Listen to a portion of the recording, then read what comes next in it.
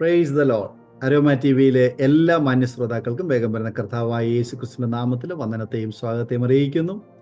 അനുഗ്രഹീതമായ ജീവിതാനുഭവവും സാക്ഷ്യവുമായിട്ട് ഓരോ ദിവസവും നിങ്ങളോടൊപ്പം ആയിരിക്കുന്നത് ഞങ്ങൾക്ക് വളരെ സന്തോഷമുണ്ട്.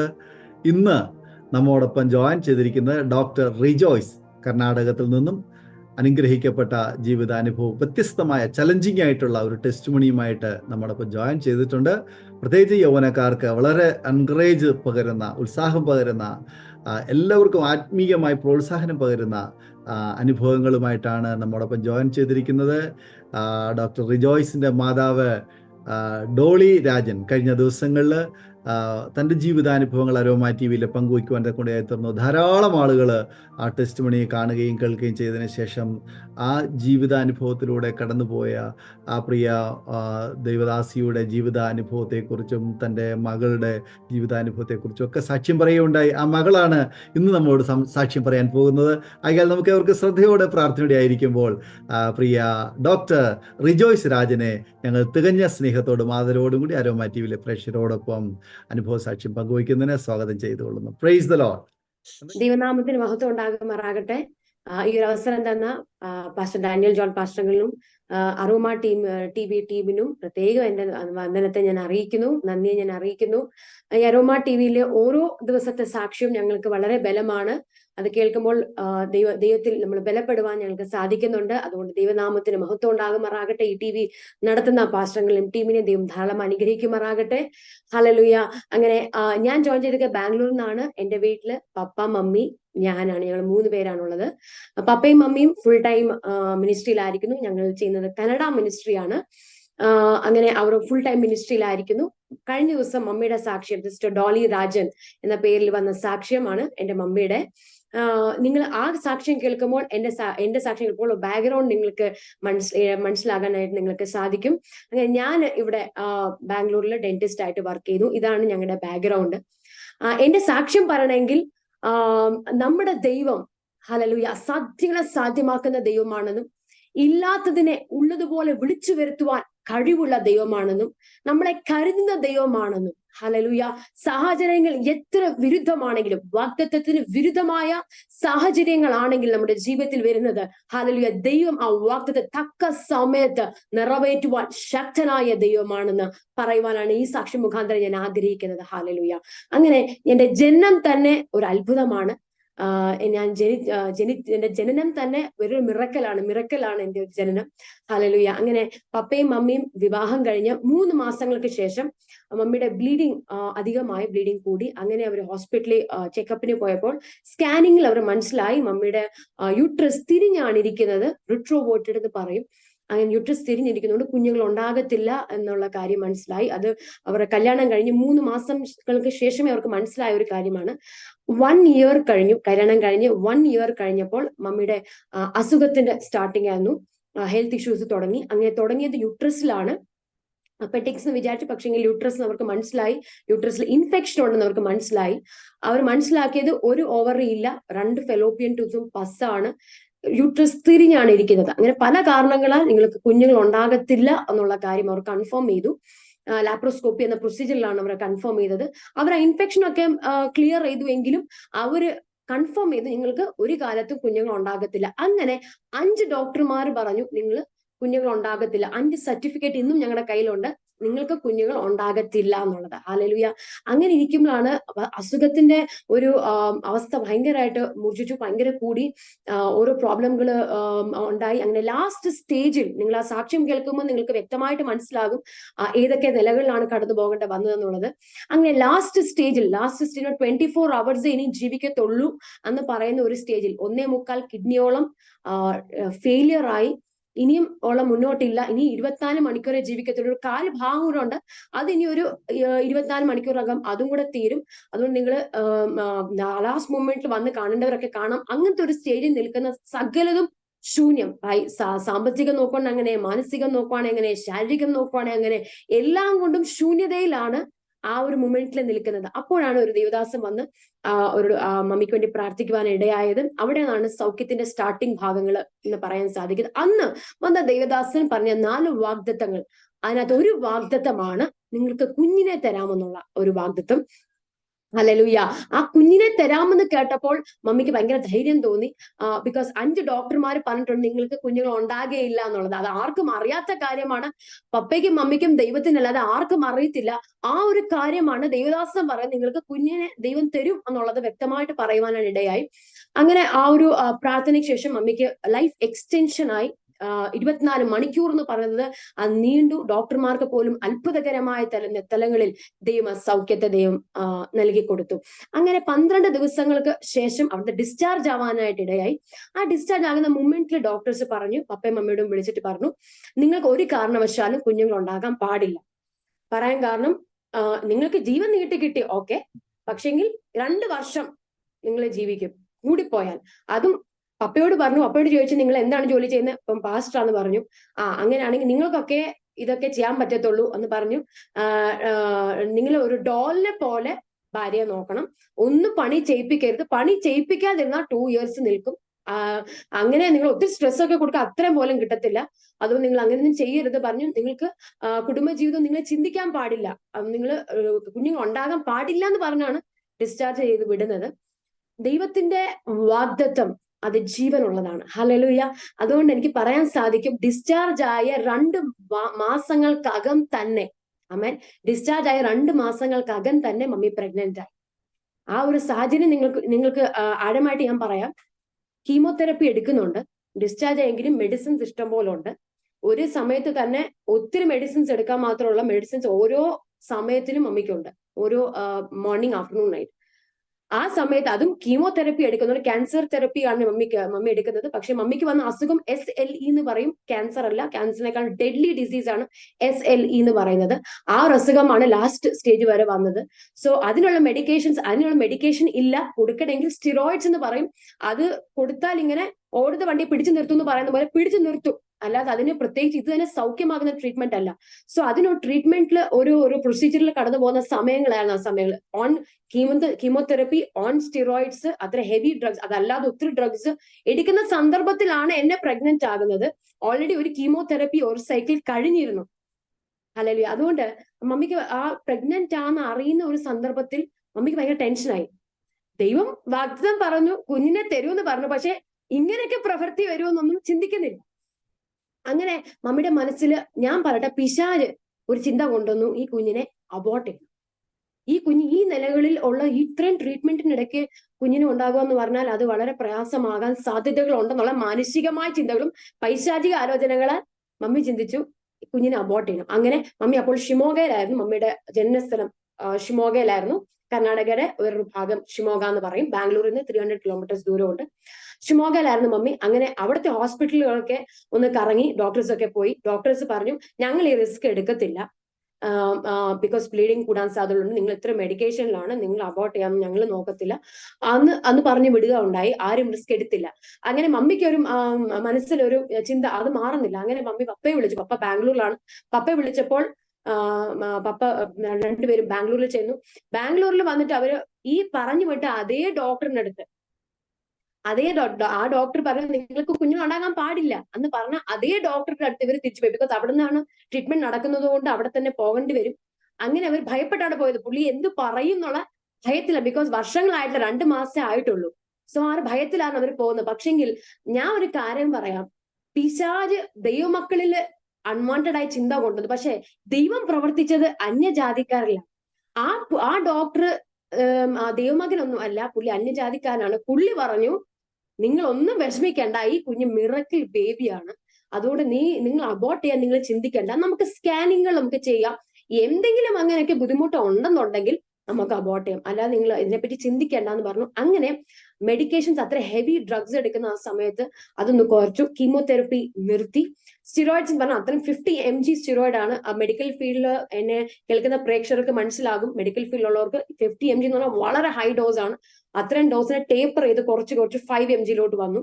മമ്മിയുടെ ഫുൾ പ്രഗ്നൻസി സമയത്ത് മമ്മി 5 mg സ്റ്റിറോയിഡ്സ് എടുത്തിട്ടുണ്ട്. സാധാരണ മരുന്നുകൾ ഒന്നും കൊടുക്കത്തില്ല പ്രഗ്നൻസി സമയത്ത്, പക്ഷെങ്കിൽ ഈ ഒരു മരുന്ന് കണ്ടിന്യൂ ചെയ്തു. സ്റ്റിറോയിഡ്സ് 5 mg എടുത്തു, മെഡിക്കേഷൻസ് ഒക്കെ അതിന്റെ അക്കോർഡിംഗ്ലി കുറച്ചു, കീമോതെറപ്പി നിർത്തി. ഇങ്ങനെയാണ് പ്രഗ്നൻസി കണ്ടിന്യൂ ആയത്. മമ്മിയുടെ മനസ്സിൽ ഓരോ സ്കാനിങ് സമയത്തും ഡോക്ടേഴ്സ് പറയും കുഞ്ഞ് ഫിസിക്കലി ഓക്കെ ആണ്, കുഴപ്പമൊന്നുമില്ല. പക്ഷെ മമ്മിയുടെ ചിന്ത, ഈ കുഞ്ഞിന് മെന്റൽ ഇഷ്യൂസ് വല്ലതും ഉണ്ടോ? അതും ആ സമയങ്ങളിൽ അത്ര വർഷങ്ങൾക്ക് മുമ്പ് അത് എന്തെങ്കിലും പ്രോബ്ലം ഉണ്ടെങ്കിൽ എന്ത് ചെയ്യും എന്നുള്ള മമ്മിയുടെ ചിന്ത. അങ്ങനെ അവര് ഭയങ്കര വിഷമിച്ച് പ്രാർത്ഥിച്ച സമയത്ത്, രണ്ടുപേരും പ്രാർത്ഥിച്ചപ്പോൾ പപ്പ ഒരു വിഷൻ കണ്ടു, ദർശനം കണ്ടു. 1 വയസ്സുള്ള കുഞ്ഞ് 10 വയസ്സിന്റെ ബുദ്ധി കാണിക്കും. അപ്പം അവർക്ക് കൺഫേം ആയി ഇതിനൊരു മെന്റൽ പ്രോബ്ലം ഒന്നും ഇല്ല എന്നുള്ള കാര്യം മനസ്സിലാവാനായിട്ട് ഇടയായി. അങ്ങനെ 7ാം മാസത്തിലെത്തിയപ്പം മമ്മിയുടെ കാലുകൾ സ്വെല്ലിങ് ആകാൻ തുടങ്ങി. അപ്പൊ ഈ അസുഖത്തിന്റെ ഒരു പ്രോബ്ലമാണ്, ഈ അസുഖമുള്ളവർ പ്രഗ്നന്റ് ആയാൽ ഇങ്ങനെ ഒരു പ്രോബ്ലം തുടങ്ങും. അത് ലെഗിന് തുടങ്ങി നെക്ക് വരെ വന്ന് മരിക്കും. ഇതാണ് അതിന്റെ ഒരു രീതി. അപ്പൊ ലെഗിൽ സ്വെല്ലിങ്, അതും 7th മന്തിൽ തന്നെ വരുന്നതാണ്. അത് മമ്മി നഴ്സിംഗ് ഫീൽഡിലാണ് മമ്മി വർക്ക് ചെയ്തത്. സോ മമ്മിയുടെ കയ്യിൽ പുസ്തകമുണ്ട്, ബൈബിളും ഉണ്ട്, രണ്ടും കൂടെ നോക്കിയാണ് കാര്യങ്ങൾ നീക്കുന്നത്. അപ്പം മമ്മിക്ക് ഭയങ്കര ഭയം, ഈ സ്വെല്ലിങ് തുടങ്ങി, ഇനി ഇത് എന്തോ ആകും. പക്ഷെങ്കിൽ ഞാൻ പറയട്ടെ, ദൈവം നമ്മുടെ കൂടെയുള്ള ദൈവമാണ്. ഹല്ലേലൂയ. ലോകാവസാനത്തോളം എല്ലാ ദിവസവും എല്ലാ നാളും നമ്മുടെ കൂടെ ഉണ്ടെന്ന് പറഞ്ഞ ദൈവമാണ്. ഹല്ലേലൂയ. അതുകൊണ്ട് അന്ന് രാത്രി ഒരു പ്രാർത്ഥിക്കുവാൻ ഇടയായി. അന്ന് രാത്രി ഒറ്റ പ്രാർത്ഥനയിൽ തന്നെ അത് അന്ന് രാത്രി സ്വെല്ലിങ് മാറുവാനായിട്ട് ഇടയായി. അങ്ങനെ പ്രഗ്നൻസി കണ്ടിന്യൂ ആയി. 9th മന്തായി. ഇനിയുമുള്ള ഡെലിവറി ഡേറ്റ് അടുത്തപ്പോൾ ഡോക്ടേഴ്സ് പറഞ്ഞു ഇത് നോർമൽ ഡെലിവറി ആകാനും ബുദ്ധിമുട്ടാണ്, സിസേറിയൻ ആകാനും ബുദ്ധിമുട്ടാണ്. ഇതിൽ രണ്ടിലും ഒരാളെ ഞങ്ങൾ രക്ഷപ്പെടുത്താൻ ചിലപ്പോൾ സാധിക്കത്തുള്ളൂ എന്ന് പറഞ്ഞു. അങ്ങനെ പപ്പയോട് ചോദിച്ചു, ആദ്യം മമ്മിയോട് ചോദിച്ചു, എന്താ നിങ്ങൾക്ക് ഇങ്ങനത്തെ ഒരു അവസരം വന്നാൽ എന്താ ചെയ്യാം? അപ്പൊ മമ്മി പറഞ്ഞു, ഞാൻ ഓൾറെഡി ഒരു മരുന്ന് കുപ്പിയായി, എന്നെയും ഒന്നും ചെയ്തിട്ട് പ്രയോജനമൊന്നും ഇല്ല, ഞാൻ ആ കുഞ്ഞിനെ രക്ഷപ്പെടുത്തി ആരെങ്കിലും ആ കുഞ്ഞിനെ നോക്കിക്കോളും എന്ന് പറഞ്ഞു. അങ്ങനെ ഡോക്ടർമാർ അങ്ങനെ ചോദിച്ചു. പപ്പയോട് ചോദിച്ചു. പപ്പ പറഞ്ഞു, ഞാൻ കുഞ്ഞിനെ കണ്ടിട്ടില്ല, പിന്നെ ആ കുഞ്ഞിനെ കിട്ടിട്ട് പ്രയോജനമില്ല, ഭാര്യ ഉണ്ടെങ്കിൽ പിന്നെ നമുക്ക് കുഞ്ഞുങ്ങൾ ഉണ്ടാകാം. അതങ്ങനെ പറഞ്ഞു. അപ്പൊ രണ്ടുപേരും ആകെപ്പാടെ കൺഫ്യൂഷൻ. അവര് പ്രൊസീജിയറിലോട്ട് പോയി. ഹല്ലേലൂയ. അങ്ങനെ അവർ ആക്ച്വലി ഒരു നോർമൽ ഡെലിവറി എന്തുകൊണ്ട് നടക്കത്തില്ല പറഞ്ഞെന്ന് വെച്ചാൽ യൂട്രസ് തിരിഞ്ഞാണ് ഇരിക്കുന്നത്. സോ അതുകൊണ്ട് കുഞ്ഞിന് ഡെലിവറി സമയത്ത് അത് ബുദ്ധിമുട്ടാണ്. സിസേറിയൻ എന്തുകൊണ്ട് ആകാൻ ബുദ്ധിമുട്ടാണെന്ന് വെച്ചാൽ ബ്ലീഡിങ് കൂടാം. ബിക്കോസ് ആ മരുന്നുകൾ ഇനിയും കണ്ടിന്യൂ ചെയ്യുന്നതുകൊണ്ട് ആ ഒരു ബുദ്ധിമുട്ടുണ്ടാകാൻ സാധ്യതകളുണ്ട്. സോ ഞങ്ങൾക്ക് ബ്ലീഡിങ് കൺട്രോൾ കിട്ടത്തില്ല. അങ്ങനെ ഉള്ള ബുദ്ധിമുട്ടാണ് അവർ പറഞ്ഞത്. പക്ഷെങ്കിൽ ഞാൻ ഇന്ന് രാത്രി ഈ സമയത്ത് നിന്നോട് പറയാൻ ആഗ്രഹിക്കുന്നത്, നമ്മുടെ ദൈവം അസാധ്യങ്ങളെ സാധ്യമാക്കുന്ന ദൈവമാണ്. ഹല്ലേലൂയ. അന്ന് രാവിലെ നോർമൽ ഡെലിവറി, ഒരു പ്രോബ്ലവും ഇല്ല, ഫിസിക്കൽ ഒരു പ്രോബ്ലം ഇല്ലാത്ത ഒരു കുഞ്ഞിനെ ദൈവം അവർക്ക് ദാനമായി കൊടുത്തു. ഹല്ലേലൂയ. ഡോക്ടേഴ്സ് പറഞ്ഞു ഇത്രയും ഇങ്ങനെ മെഡിസിൻ എടുക്കുന്നതുകൊണ്ട് ക്ലെഫ്റ്റ് ലിപ്പ്, മുച്ചെറി എന്നൊക്കെ പറയും, cleft lip or cleft palate അങ്ങനെ ഉണ്ടാകാനുള്ള അബ്നോർമാലിറ്റീസ് ഉണ്ടാകാൻ സാധ്യതകൾ ഉണ്ടെന്ന് പറഞ്ഞു. ആ പേടിയിൽ മമ്മി എന്നെ ഇച്ചിരി മണിക്കൂറോളം എന്നെ കണ്ടതുപോലും ഇല്ല, പേടിച്ചിട്ട്. പക്ഷെങ്കിൽ അതിന് ഒരു ബുദ്ധിമുട്ടും ഇല്ലാതെ, ഒരു അബ്നോർമാലിറ്റി ഇല്ലാതെ ദൈവം അത്ഭുതകരമായി എന്നെ ദൈവം അവർക്ക് കൊടുത്തു. ദൈവത്തിന് നന്ദിയോടെ ഞാൻ സ്തുതിക്കുന്നു. അത് കഴിഞ്ഞു. അവർ വിചാരിച്ചു എല്ലാ പ്രശ്നങ്ങളും എന്ത് ചെയ്തു, ഒതുങ്ങി, ഇനി എല്ലാം കഴിഞ്ഞു, ഇനി ഒരു ബുദ്ധിമുട്ടില്ല, കുഞ്ഞെല്ലാം ദൈവം തന്നു, രോഗമൊക്കെ സൗഖ്യമായി. അങ്ങനെ ചിന്തിച്ചിരിക്കുന്ന സമയത്താണ് അടുത്ത ഒരു കൊടുങ്കാറ്റ്. അന്ന് രാത്രി എനിക്ക് പനിയും കരച്ചിലും ബോഡിയെല്ലാം യെല്ലോയിഷായി, ഭയങ്കര പ്രയാസം.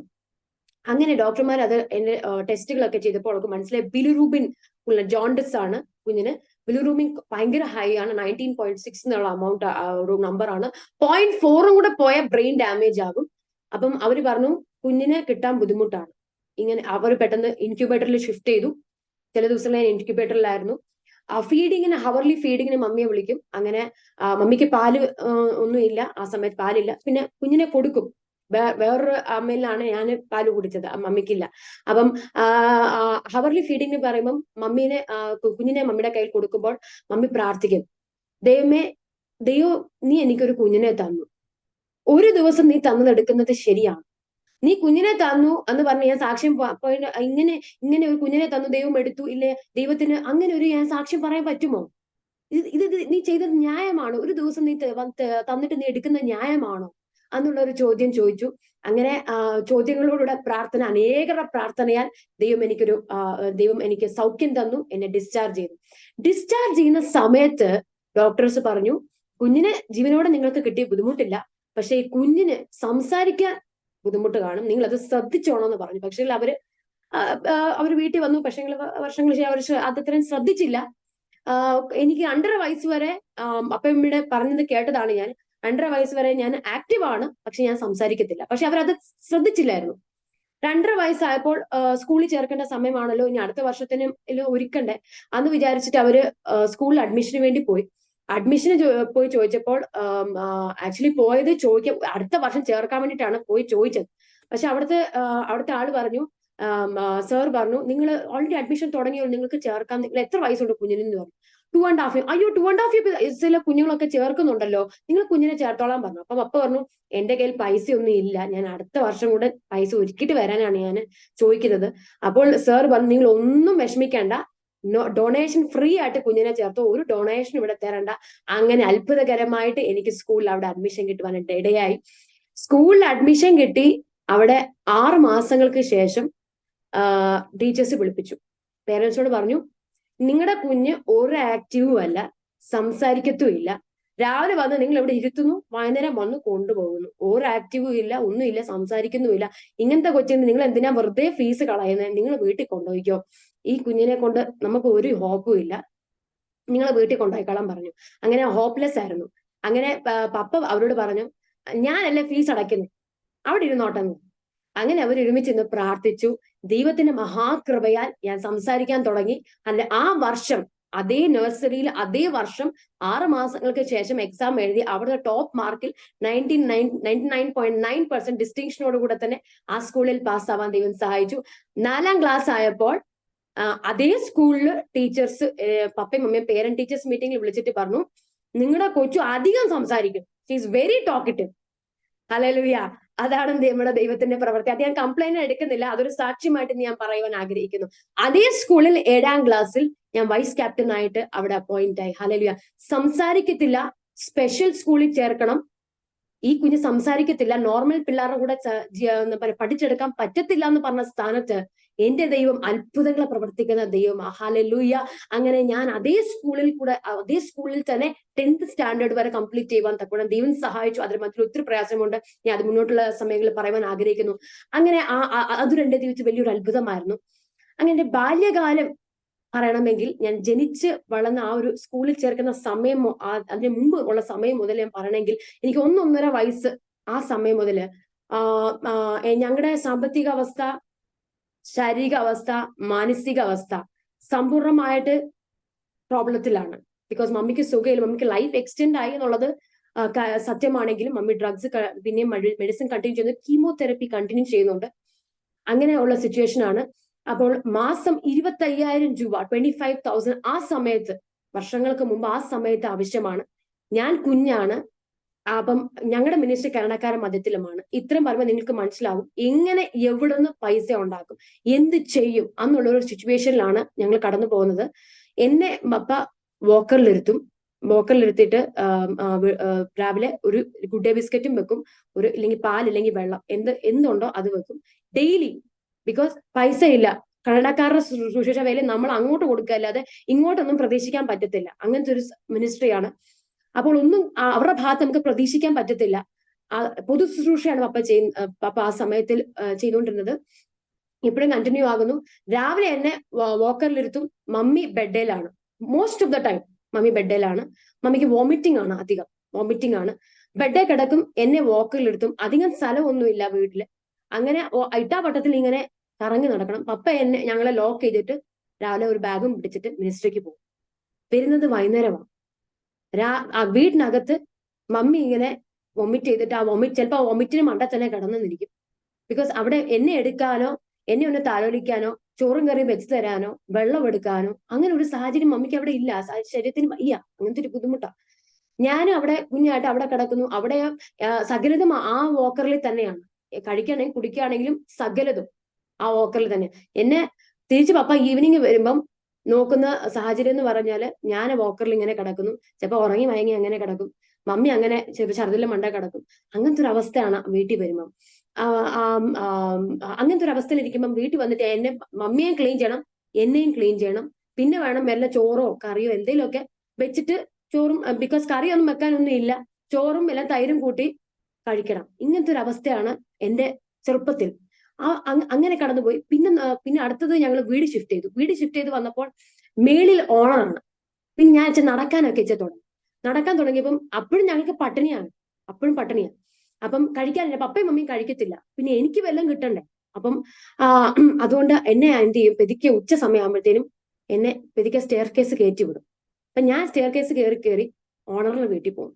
ഓണറിന്റെ വീട്ടിൽ പോകുമ്പോൾ കുഞ്ഞല്ലേ, അപ്പൊ അവരെന്തെങ്കിലും കഴിക്കുമല്ലോ. അപ്പൊ അവർ കഴിക്കുന്ന ചപ്പാത്തിയോ ചോറോ എന്തെങ്കിലുമൊക്കെ എനിക്കും തരും.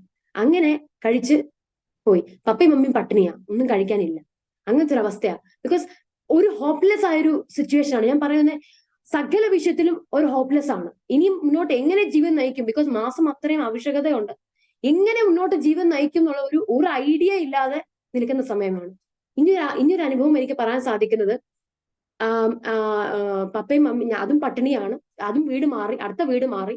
നമുക്ക് കിട്ടുന്ന വീടൊക്കെ ഏതെങ്കിലും പോരാട്ടമുള്ള വീട്, അവിടെ ആരും താമസിക്കത്തില്ല, അങ്ങനത്തെ ഒരു വീടാണ് ഞങ്ങൾക്ക് കിട്ടുന്നത്. അപ്പൊ അതിന്റെ ഒരു പോരാട്ടമുണ്ടോ നിങ്ങൾ ചിന്തിക്കണം.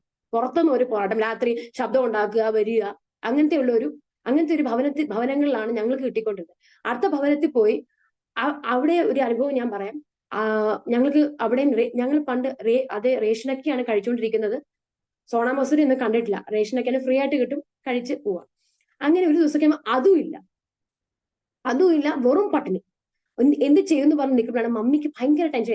എനിക്ക് ഇപ്പം പാല് തരണ്ടേ, പാല് തരണം, വെള്ളം തരണം, ബിസ്ക്കറ്റ് കൊടുക്കണം, ഒന്നിനുമില്ല. എന്ത് ചെയ്യും? പപ്പയാണെങ്കിൽ മിനിസ്ട്രിക്ക് പോകണം, മിനിസ്ട്രിക്ക് പോയി വരുന്നു. അങ്ങനത്തെ ഒരു അവസ്ഥയിൽ നിൽക്കുമ്പോഴാണ് അന്ന് രാവിലെ രാവിലെ മമ്മി എന്ത് ചെയ്യുന്നു വെച്ചാല് അടുത്തുള്ള ഹോസ്പിറ്റലിൽ പോയി. മമ്മിക്ക് ടെൻഷനായി. ഞാൻ ഓൾറെഡി നേഴ്സാണ്.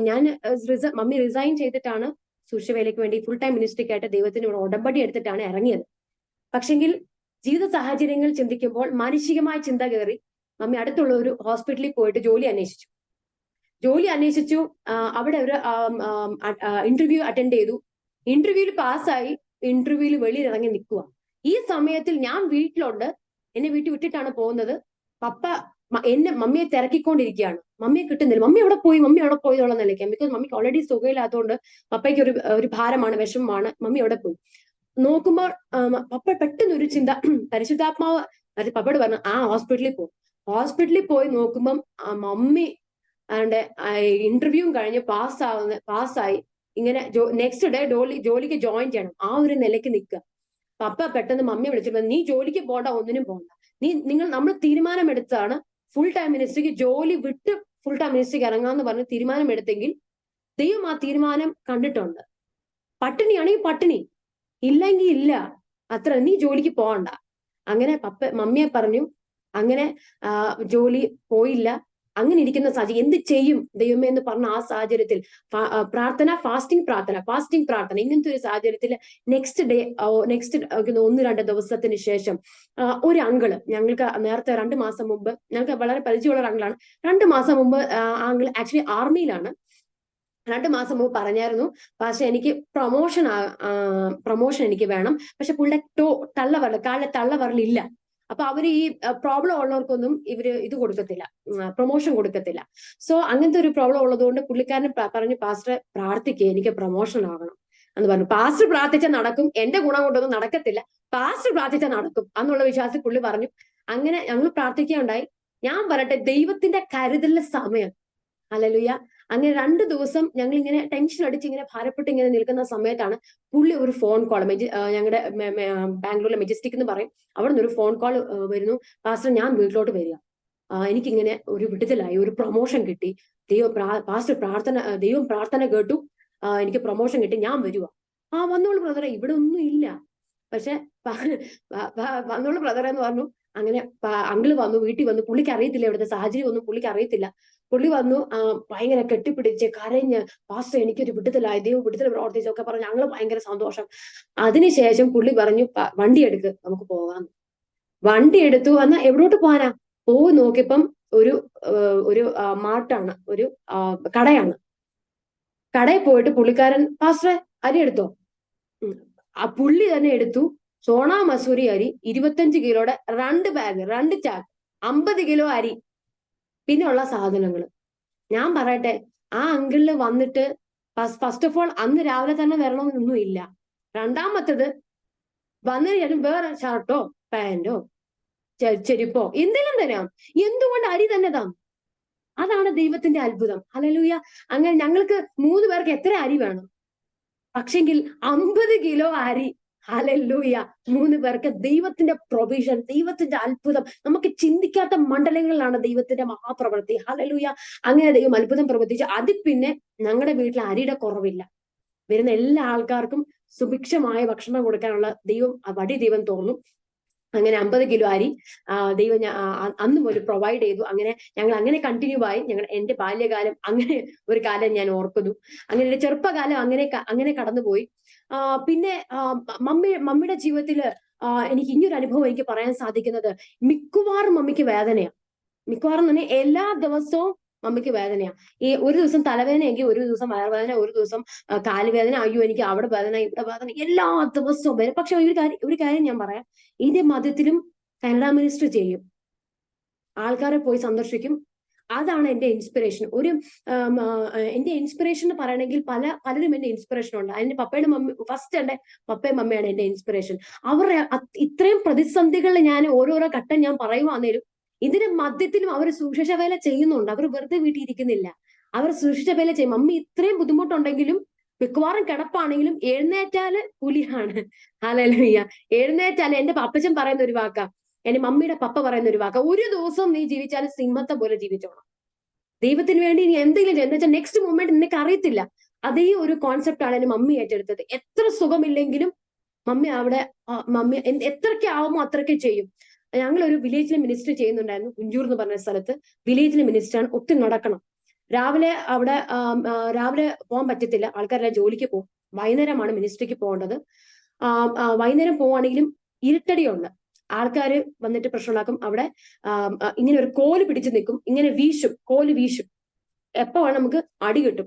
എത്രയോ സമയത്ത് അവിടെ എസ്കേപ്പ് ആയിട്ട് പോയ സന്ദർഭങ്ങളുണ്ട്. അങ്ങനെ എന്നെ അവിടെ കൊണ്ടുപോകാൻ പറ്റില്ല, വൈകുന്നേരം കൊണ്ടുപോകാൻ പറ്റത്തില്ല. അപ്പൊ എന്നെ ഒരു മിക്കവാറും അങ്കിളുടെ വീട്ടിലാണ്, അടുത്തുള്ള ഒരു കാർമെല്ലാം എന്ന് പറഞ്ഞ സ്ഥലത്ത് ഒരു അങ്കിളുടെ വീട്ടിലാണ് എന്നെ നിർത്തിയിട്ട് പോകുന്നത്. രണ്ടുപേരും പോവും. അത്രയും ദൂരം നടക്കാൻ മമ്മിക്ക് പറ്റത്തില്ല, കാലുകൾക്ക് ശക്തിയില്ല. പക്ഷെ നടക്കും, ഇച്ചിരി നേരം നടക്കും, പിന്നെ ഒരു കാലം ഉണ്ടെങ്കിൽ അവിടെ ഇരിക്കും, പിന്നെ നടക്കും, പിന്നെ ഇരിക്കും. ഇങ്ങനെ എത്രയോ വർഷങ്ങൾ അവിടെ വേല ചെയ്തു. അങ്ങനെ അത് മാത്രമല്ല, അവിടെ ട്രാൻസ്ലേറ്റ്, പപ്പയ്ക്ക് ആ സമയത്തൊന്നും കന്നഡ അറിയത്തില്ല. ഇപ്പം കന്നഡയിൽ പ്രസംഗിക്കുകയും ചെയ്യെങ്കിലും ആ കാലഘട്ടത്തെ അറിയത്തില്ല. മലയാളമാണ്. അപ്പൊ കേരളം ഇങ്ങോട്ട് വന്ന് കന്നഡ മിനിസ്ട്രികളുടെ ഭാരം എന്ന് വന്നതാണ്. നമ്മൾ കന്നഡ അറിയത്തില്ല, പക്ഷെ വേല ചെയ്യണമെന്നുണ്ട്. അപ്പം മമ്മി ഇവിടെ ജനിച്ചു വളർന്ന കന്നഡ അറിയാവുന്നതുകൊണ്ട് മമ്മിയാ ട്രാൻസ്ലേറ്റ് ചെയ്യുന്നത്. പക്ഷെ ഞാൻ കാണുമ്പോൾ മമ്മി നിൽക്കാനുള്ള ശക്തിയില്ല, ട്രാൻസ്ലേഷൻ മണിക്കൂറോളം നിൽക്കാൻ ശക്തിയില്ല. അപ്പൊ മമ്മി മുട്ടുമേ ഇരുന്നാണ് ട്രാൻസ്ലേറ്റ് ചെയ്യുന്നത്. വെച്ചാൽ അത്രയുള്ള ഭാരം ആ ജനത്തിലുണ്ടാകുന്ന വിടുതൽ കാണുമ്പോഴാണ് നമ്മുടെ സന്തോഷം. ഹല്ലേലൂയ. അങ്ങനെ അവർ വേല ചെയ്ത് അനേകരെ കർത്താവിൽ ആ ഒരു വില്ലേജ് മിനിസ്റ്ററിൽ കൂടെ നേടുവാനിടയായി. അത് മാത്രമല്ല, അവരുടെ ഒരു ഇൻസ്പിറേഷൻ എന്ന് പറഞ്ഞാല്, എന്റെ ഒരു ഇൻസ്പിറേഷൻ അവരിൽ കൂടെ എന്ന് പറഞ്ഞാൽ മമ്മിയുടെ ആരാധന. മമ്മിക്ക് ഇടയ്ക്ക് പരു വരും, ഒരു പരു പോലെ വരും, പഴുക്കും. ഇപ്പൊ ആംപിട്സിൽ വരും. അങ്ങനെ ഒരു അനുഭവം ഞാൻ പറയാം. ഒരു ദിവസം അങ്ങനെ ആംപിട്സിൽ പരി പോലെ വന്നു, പഴുത്തു, പൊട്ടാറായി കിടക്കുക. അന്ന് സൺഡേ ആരാധന സമയത്ത് മമ്മിയാണ് അന്ന് വർഷിപ്പൊക്കെ ലീഡ് ചെയ്യുന്നത്. കരങ്ങൾ അടിച്ച് ആരാധിച്ചു. മമ്മി ഒന്നും നോക്കിയില്ല, കരം അടിച്ച് ആരാധിച്ചു. ആരാധന കഴിഞ്ഞ് നോക്കുമ്പോഴാ ബ്ലൗസിൽ 2 ഭാഗത്തിലും അത് പഴുപ്പാടി ഇറങ്ങി, ചോര ഇറങ്ങി, വല്ലാത്തൊരു അവസ്ഥ. അപ്പൊ ഞാൻ മമ്മിയോട് ചോദിച്ചു, മമ്മി ഇത് എന്തുവായത്? അപ്പൊ മമ്മി പറഞ്ഞു, മോളെ അതൊന്നും നോക്കണ്ട, ഞാൻ അതൊന്നും വിഷയമാക്കില്ല, ആരാധിക്കുമ്പോ ആരാധിക്കുക, പിന്നെ ബാക്കി. അങ്ങനെയാണ് എന്റെ പപ്പയുടെ മമ്മി 2 പേരുടെ അവർ വിശ്വാസവുമാണ് ആരാധന. മമ്മിയുടെ ഒരു പോയിന്റ് എന്ന് വെച്ചാൽ, ഏത് അംഗമാണ് നിങ്ങൾക്ക് പ്രോബ്ലം ഉള്ളത്, ഏത് അംഗമാണ് നിങ്ങൾക്ക് രോഗമുള്ളത്, ആ അംഗത്തിൽ നിങ്ങൾ ആരാധിക്കുക, അപ്പൊ ആ അംഗത്തിൽ സൗഖ്യമാവും. അങ്ങനത്തെ ഒരു വിശ്വാസമാണ് മമ്മിക്കുള്ളത്.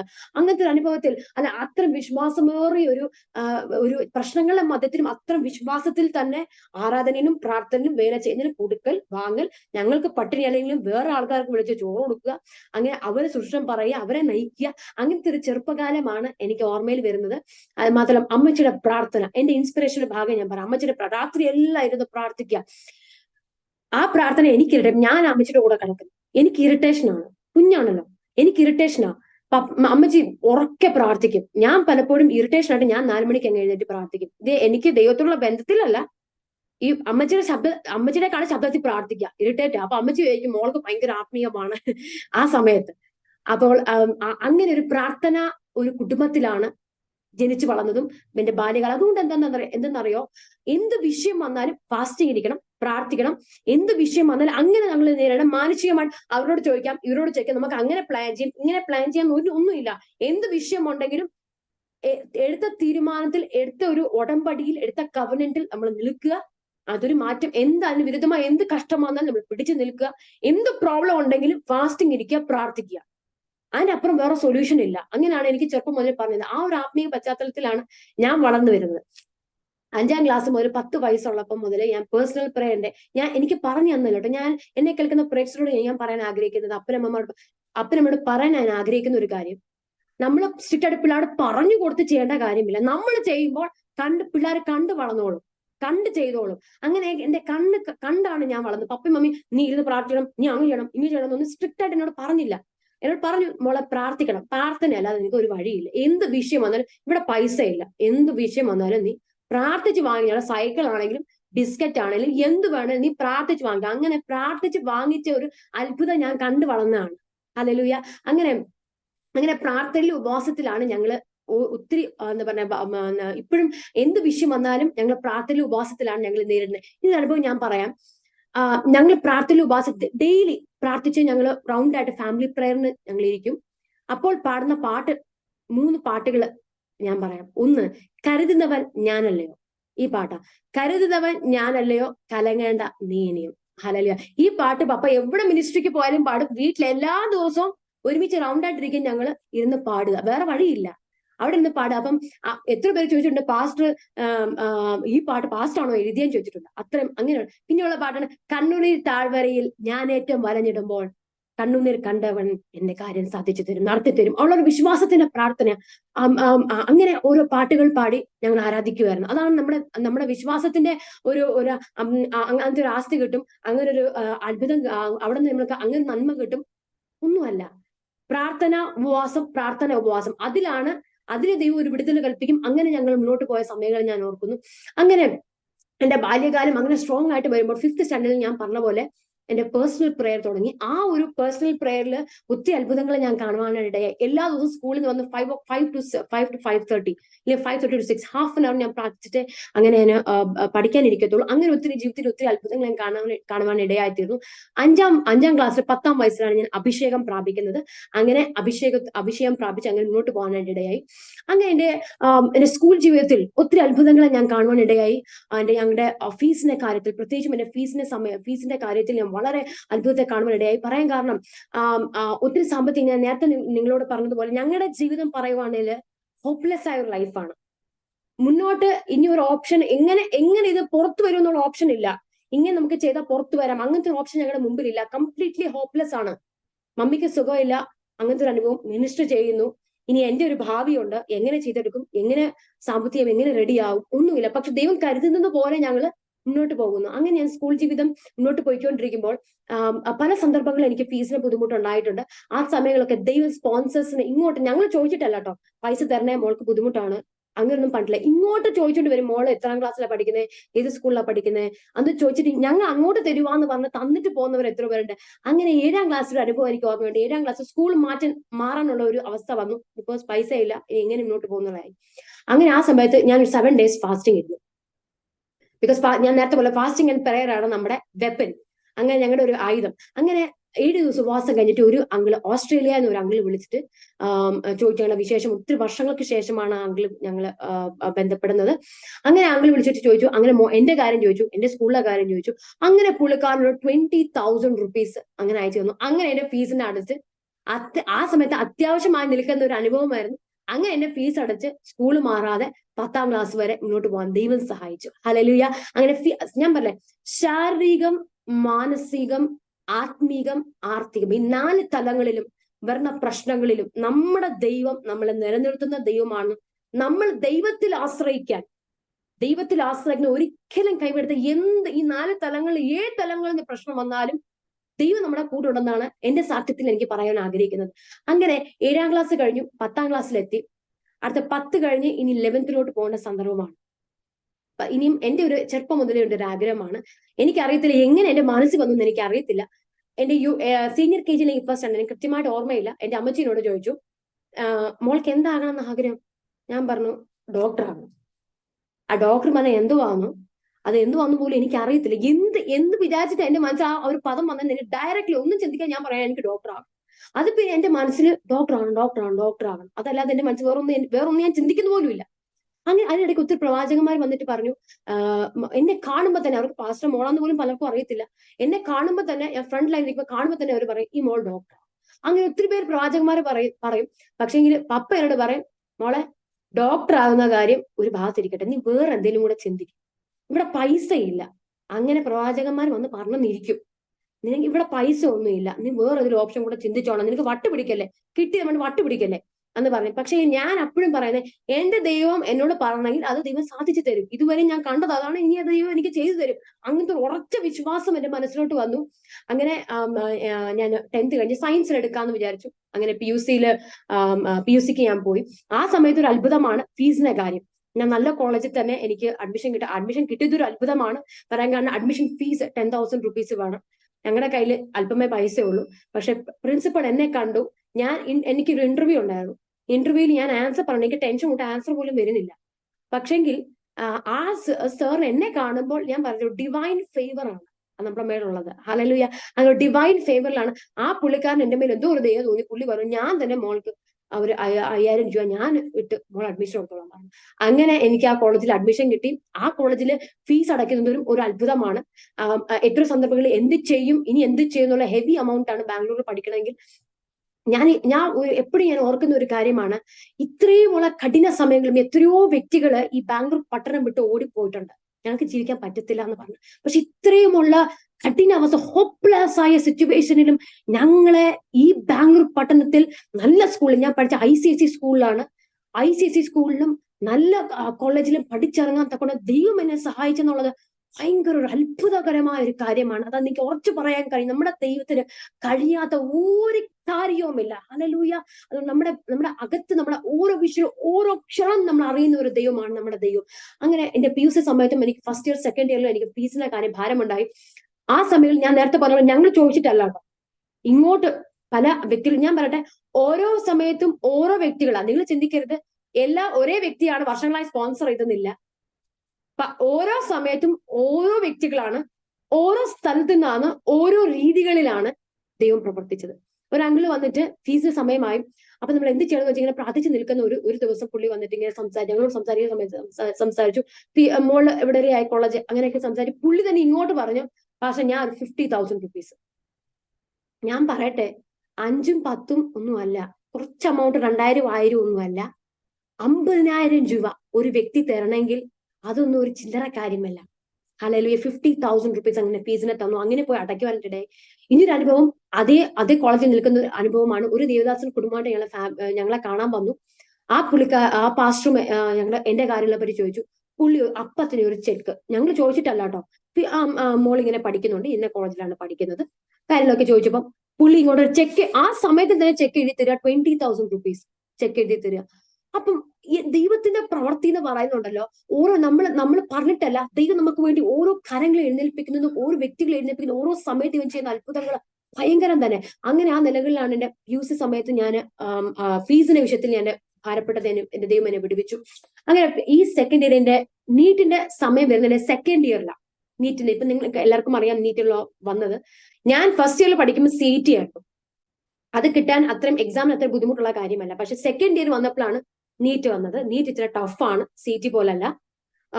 നെഗറ്റീവ് മാർക്കിങ്സ് ഉണ്ട്, ഒത്തിരി ടഫാണ്. അത് ഞങ്ങൾ സെക്കൻഡ് ബാച്ച്, ഞങ്ങളുടെ ബാച്ച് കഴിഞ്ഞെങ്കിൽ സെക്കൻഡ് ബാച്ച്, ഞങ്ങളുടെ സീനിയർ ബാച്ച് ഫസ്റ്റ് ബാച്ച് ആണ്, ഞങ്ങൾ സെക്കൻഡ് ബാച്ച് ആണ്. അങ്ങനെ ഞാൻ എക്സാമിന് വേണ്ടി പോയി.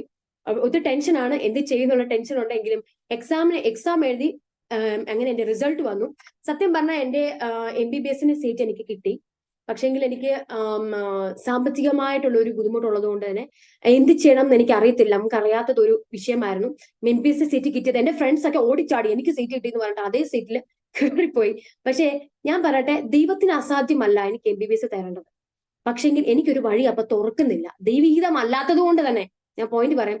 ദൈവഹിതം അല്ലാത്ത വഴികളൊന്നും ദൈവം തുറന്നു തരത്തില്ല. ദൈവത്തിന് കഴിയാത്തോണ്ടൊന്നും അല്ല, ദൈവഹിതം അതിനകത്തില്ല, അതുകൊണ്ട് തന്നെ ദൈവം തുറന്നു തരത്തില്ല. MBBS എനിക്ക് സീറ്റ് കിട്ടി, പക്ഷെങ്കിൽ എനിക്കുള്ള അതിനുള്ള സാമ്പത്തികം എനിക്ക് എന്ത് ചെയ്ത് എനിക്ക് അതിനുള്ള ഒരു വഴികൾ എനിക്ക് തുറന്നു വരുന്നില്ല, അതിനായിട്ടുള്ള മാർഗം ഞാൻ കാണുന്നില്ല. കുടുംബമായിട്ട് ഞങ്ങൾ ചിന്തിക്കുന്നുള്ളൂ, പക്ഷെ ഞങ്ങൾക്ക് വഴി കാണുന്നില്ല. അങ്ങനെ ഞങ്ങൾ ആ വിഷയം ഒന്ന് ഹോൾഡ് ചെയ്തു. പിന്നെ ഞങ്ങൾ അബ്രോഡിൽ നോക്കി. അബ്രോഡിൽ ഒത്തിരി പേര് വിടുന്നുണ്ട്. എന്റെ ഒരു ആഗ്രഹം മൂലം അബ്രോഡിൽ നോക്കി. അപ്പൊ അവർ പറഞ്ഞു ഓൾമോസ്റ്റ് ടൈം ഒക്കെ ആയി, ഇനിയും 2 ഡേയ്സും കൂടെ ഉള്ളൂ, അതിനൊരു ഓപ്ഷൻ ഉണ്ട്. 2 lakh നിങ്ങൾക്ക് തരണം 2 ദിവസത്തിനകം. പക്ഷെ നമ്മൾ ചോദിച്ചാൽ നമുക്ക് സാധ്യതകളുണ്ട്. പക്ഷെങ്കിൽ ചോദിച്ചു കൊടുത്ത് നമുക്ക് കടം ചോദിച്ചാലും, ഞാൻ ഒരു പോയിന്റ് പറയാം, എത്രയും നാൾ എന്റെ ജീവിതത്തിൽ അത്ഭുതം ചെയ്ത് ഞാൻ കടം ചോദിച്ചിട്ടോ, ഞങ്ങൾ ചോദിച്ചിട്ടോ ഇല്ലെങ്കിൽ ഫ്രീ ആയിട്ട് ഞങ്ങൾ ചോദിച്ച് സ്പോൺസർഷിപ്പ് വാങ്ങിച്ചതോ അല്ല, കടം വാങ്ങിച്ചതോ അല്ല, ദൈവം ഇങ്ങോട്ട് വന്നതാ. പക്ഷെ ഈ സന്ദർഭത്തിൽ ഈ MBBS സന്ദർഭം വന്നപ്പോൾ ഞങ്ങൾ ചോദിക്കുന്നതും പോലും ഞങ്ങൾക്ക് ലഭിക്കുന്നില്ല. ഞാൻ പറഞ്ഞു വരുന്നത്, ദൈവഹിതം അല്ലാത്തതൊന്നും ദൈവം തുറക്കത്തില്ല. നമ്മൾ അതിനെപ്പറ്റി പിടിച്ചു വെച്ച് പ്രാർത്ഥിച്ച് അവകാശം പറയാൻ നമ്മൾ അതിനകത്ത് പോരാടേണ്ടി വരും എന്നല്ലാതെ നമുക്കതിനകത്ത് ജയം കിട്ടത്തില്ല. അതുകൊണ്ട് ദൈവമക്കളെ നമ്മൾ ദൈവഹിതത്തിന് വേണ്ടി സമർപ്പിച്ചു കൊടുക്കുക. നെക്സ്റ്റ് എന്റെ ഓപ്ഷൻ വന്നു നിന്ന BDS ഇതേ സീറ്റ്. BDS എനിക്ക് വളരെ കുറച്ച് ഉള്ള അമൗണ്ടിൽ എനിക്ക്, അതും ഞങ്ങൾക്ക് ബുദ്ധിമുട്ടാണ് എങ്കിലും വളരെ കുറച്ചുള്ള അമൗണ്ടിൽ എനിക്ക് ആ ഒരു സീറ്റിന് വേണ്ടിയുള്ള അവസരം എനിക്ക് ദൈവം തന്നു. അങ്ങനെ ആ ഒരു സീറ്റിന് വേണ്ടി, പക്ഷെ എങ്കിൽ എന്റെ മനസ്സ് ഒട്ടുമേ എനിക്ക് താല്പര്യമില്ല. എനിക്ക് MBBS മതി. BDS പറ്റി ഞാൻ ചിന്തിക്കുന്ന പോലില്ല, ഞാൻ അത് ആഗ്രഹിക്കുന്നുമില്ല. എനിക്കത് എന്ന് വെച്ചാല് ഒരു മനസ്സിൽ ഒരു താല്പര്യമേ എനിക്കില്ല. അതുകൊണ്ട് എനിക്ക് ഭയങ്കര വിഷമമാണ്. ദൈവമേ, എനിക്ക് MBBS ഞാൻ ആഗ്രഹിച്ചു, എന്തിനാ എനിക്ക് BDS ഒരു ഓപ്ഷൻ കിട്ടുന്നത്, എന്ത് ചിമ്മിനെങ്കിലും ഒരു വർഷം കൂടി ഇരുന്ന് പഠിച്ചാലോ, എന്താ ദൈവമേ ചെയ്യുന്നൊരു ആകെപ്പെട്ട ഒരു കൺഫ്യൂഷൻ നിൽക്കുക. പക്ഷെ പപ്പ എന്നോട് പറഞ്ഞു, മോളെ നിനക്ക് ഡോക്ടർ ആകുന്നേ ദൈവം പറഞ്ഞിട്ടോ. ഏത് ഡോക്ടർ ആവുമെന്ന് പറഞ്ഞോ? ഇല്ല. പിന്നെ നീ എന്താ ടെൻഷൻ അടിക്കുന്നത്, നീ BDSന് പോ. അത് പറഞ്ഞു. ഞാൻ സത്യമാണല്ലോ, ദൈവം എന്നോട് പറഞ്ഞു ഡോക്ടർ ആവുന്ന പറഞ്ഞിട്ടുള്ളൂ, നീ MBBS ഡോക്ടർ ആവുന്നു, ഡെന്റൽ ഡോക്ടർ ആവുന്നു ദൈവം പറഞ്ഞിട്ടില്ല. അതുകൊണ്ട് അത് സത്യമാണല്ലോ. പക്ഷേ എന്റെ മനസ്സിലൊരു സമാധാനമില്ല. അങ്ങനെ 2 ദേവദാസന്മാരെ വിളിച്ചു. ആദ്യത്തെ ദേവദാസൻ ഡയറക്റ്റ് ആയിട്ട് പറഞ്ഞു, മോളെ ഇതാണ് ദൈവഹിതം, മോള് വേറെ ഒന്നും ചിന്തിക്കണ്ട, ഇതാണ് ദൈവഹിതം എന്ന് പറഞ്ഞു. അങ്ങനെ രണ്ടാമത്തെ എനിക്കൊരു സമാധാനമില്ല. എന്ന് വെച്ചാൽ എനിക്ക് MBBSന് പോകണമെന്നുള്ള ഒരു ഭയങ്കര ഒരു ചിന്ത ഉള്ളതുകൊണ്ട് തന്നെ എനിക്ക് സമാധാനമില്ല. പിന്നെ ഞാൻ രണ്ടാമത്തെ വേറൊരു ദേവദാസനെ വിളിച്ചിട്ട് പ്രാർത്ഥിപ്പിച്ച പാസ്റ്റ് പറഞ്ഞു, മോളെ MBBSനെ കിട്ടാത്തതൊന്നുമില്ല, മോൾക്ക് കിട്ടും. പക്ഷെങ്കിൽ മോൾ ഒത്തിരി സ്ട്രഗിൾ എടുക്കേണ്ടത്. അതുകൊണ്ട് മോൾക്ക് ഇപ്പൊ കിട്ടിയത് അതാണ് ദൈവഹിതം എന്ന് പറഞ്ഞു. അപ്പൊ എന്റെ മനസ്സിൽ സമാധാനമായി. ഓക്കെ, അപ്പം ഞാൻ കൺഫേം ചെയ്തു, ദൈവഹിതം BDSൽ തന്നെയാണ്. ഞാൻ MBBS ചിന്തിച്ചിട്ട് കാര്യമില്ല, ദൈവഹിതം. അങ്ങനെ ദൈവഹിതത്തിന് വേണ്ടി എനിക്ക് മനസ്സോടെ ഞാൻ BDSൽ ജോയിൻ. പക്ഷെ ഇപ്പോൾ ഞാൻ പറയാം, ഞാൻ ഒട്ടുമേ റിഗ്രറ്റ് ചെയ്യുന്നില്ല. ഞാൻ എടുത്ത BDSൽ ഒട്ടുമേ റിഗ്രറ്റ് ചെയ്യുന്നില്ല. വെച്ചാൽ എനിക്ക് മിനിസ്ട്രിക്ക് എനിക്ക് നിൽക്കാൻ പറ്റുന്നുണ്ട്, എനിക്ക് അതിന് സമയം കിട്ടുന്നുണ്ട്. ഞാൻ വളരെ ഹാപ്പിയാണ്. ഓരോരുത്തർ എന്റെ മുമ്പിൽ വന്ന് സമാധാനത്തോടു കൂടെ അത് ചിരിക്കുമ്പോൾ എനിക്കത് വളരെ സന്തോഷമുണ്ട്. അതുകൊണ്ട് ഞാൻ ഡെന്റൽ അടുത്തിൽ ഒരിക്കലും ഞാനിപ്പോൾ റിഗ്രറ്റ് ചെയ്യുന്നില്ല. പക്ഷെ ആ സമയത്ത് എനിക്ക് വളരെ പ്രയാസമായിരുന്നു BDSൽ ജോയിൻ ചെയ്ത സമയത്ത്. അങ്ങനെ ദൈവഗീത പ്രകാരം ഞാൻ BDSൽ ജോയിൻ ചെയ്തു. അങ്ങനെ ജോയിൻ ചെയ്ത ആ ഒരു കോളേജ് എന്റെ വീടിനടുത്ത് തന്നെ, ഇവിടുന്ന് 20 മിനിറ്റ്സ് ദൂരമുള്ളൂ, വന്ന് പോയി നിൽക്കാം. അങ്ങനത്തെ അനുകൂലമല്ല, നല്ലൊരു കോളേജ്. വളരെ എന്റെ അമ്മ ജനിച്ചതിന്റെ ആ ഇയറിലുള്ള ഒരു കോളേജാണ്. അത്രയും പഴയ ഒരു നല്ല കോളേജിൽ തന്നെ എനിക്കൊരു അഡ്മിഷൻ കിട്ടുവാനായിട്ട് ദൈവം എന്നെ സഹായിച്ചു. അങ്ങനെ BDSലെ 4 വർഷവും പ്ലസ് 1 ഇയർ ഇന്റേൺഷിപ്പ് ഉണ്ട്.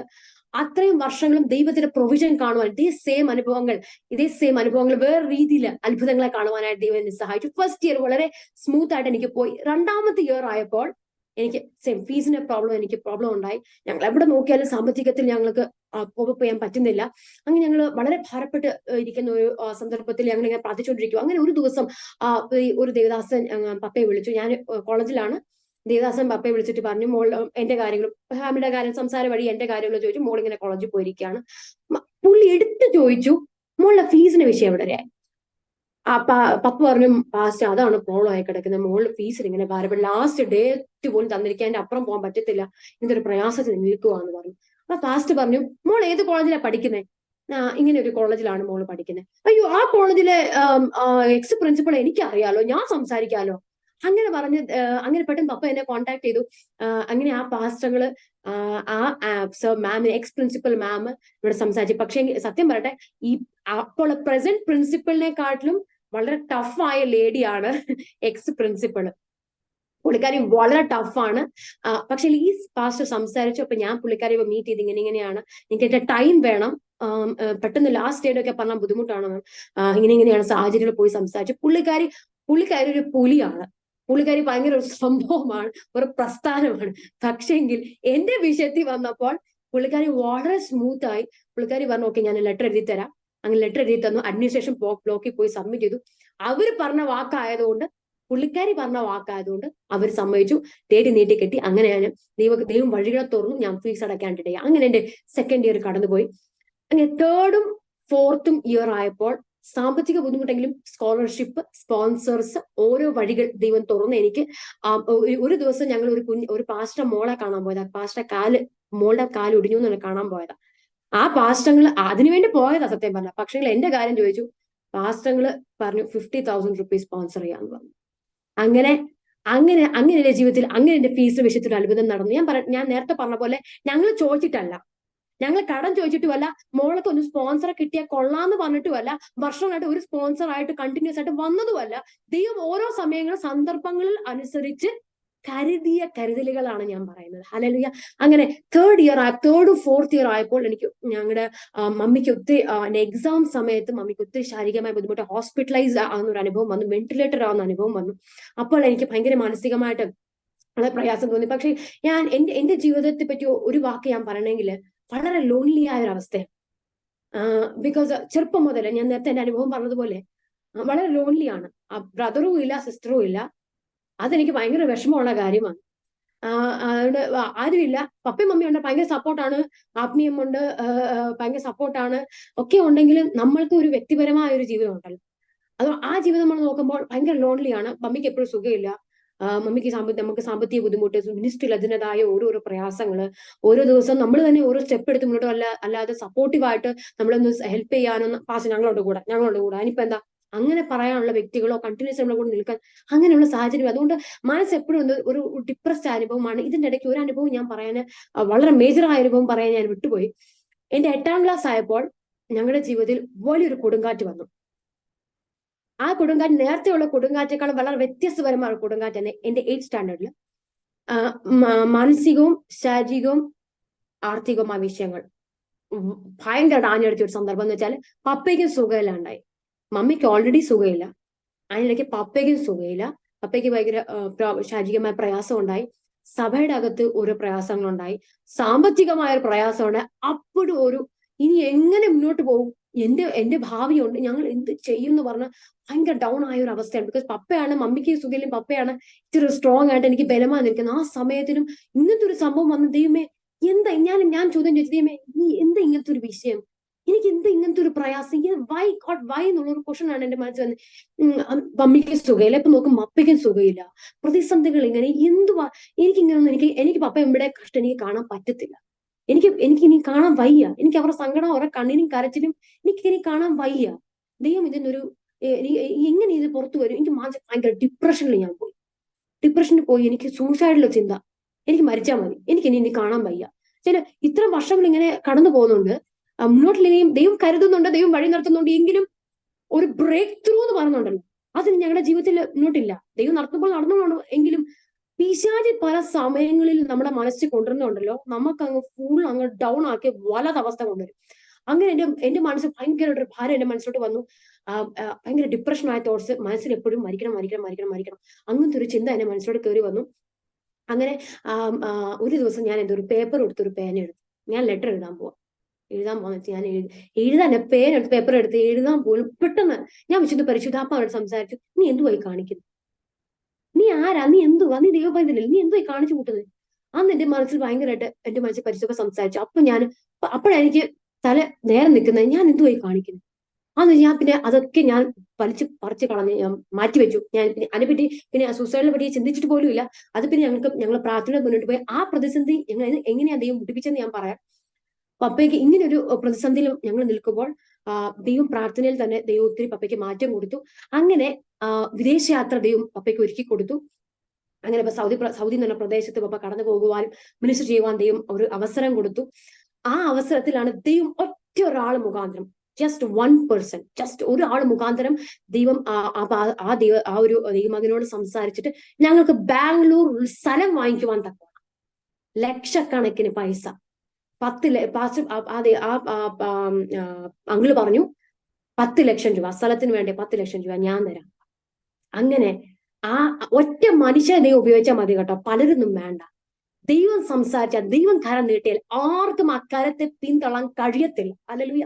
നമ്മുടെ ജീവിതത്തിലെ കൊടുങ്കാറ്റുകൾ വരുമ്പോൾ, പ്രതിസന്ധികൾ കഴിഞ്ഞ പ്രാവശ്യങ്ങളും അധികമാണ് നിനക്ക് തോന്നുവാന്നേൽ അത് നിങ്ങൾ ഡൗൺ ആക്കണം, തളർത്തി കളയുവാനും അല്ല, അത് പുതുവഴിക്ക് വേണ്ടിയിട്ടാണുള്ളത്. നമ്മൾ ഗ്രഹിക്കണം.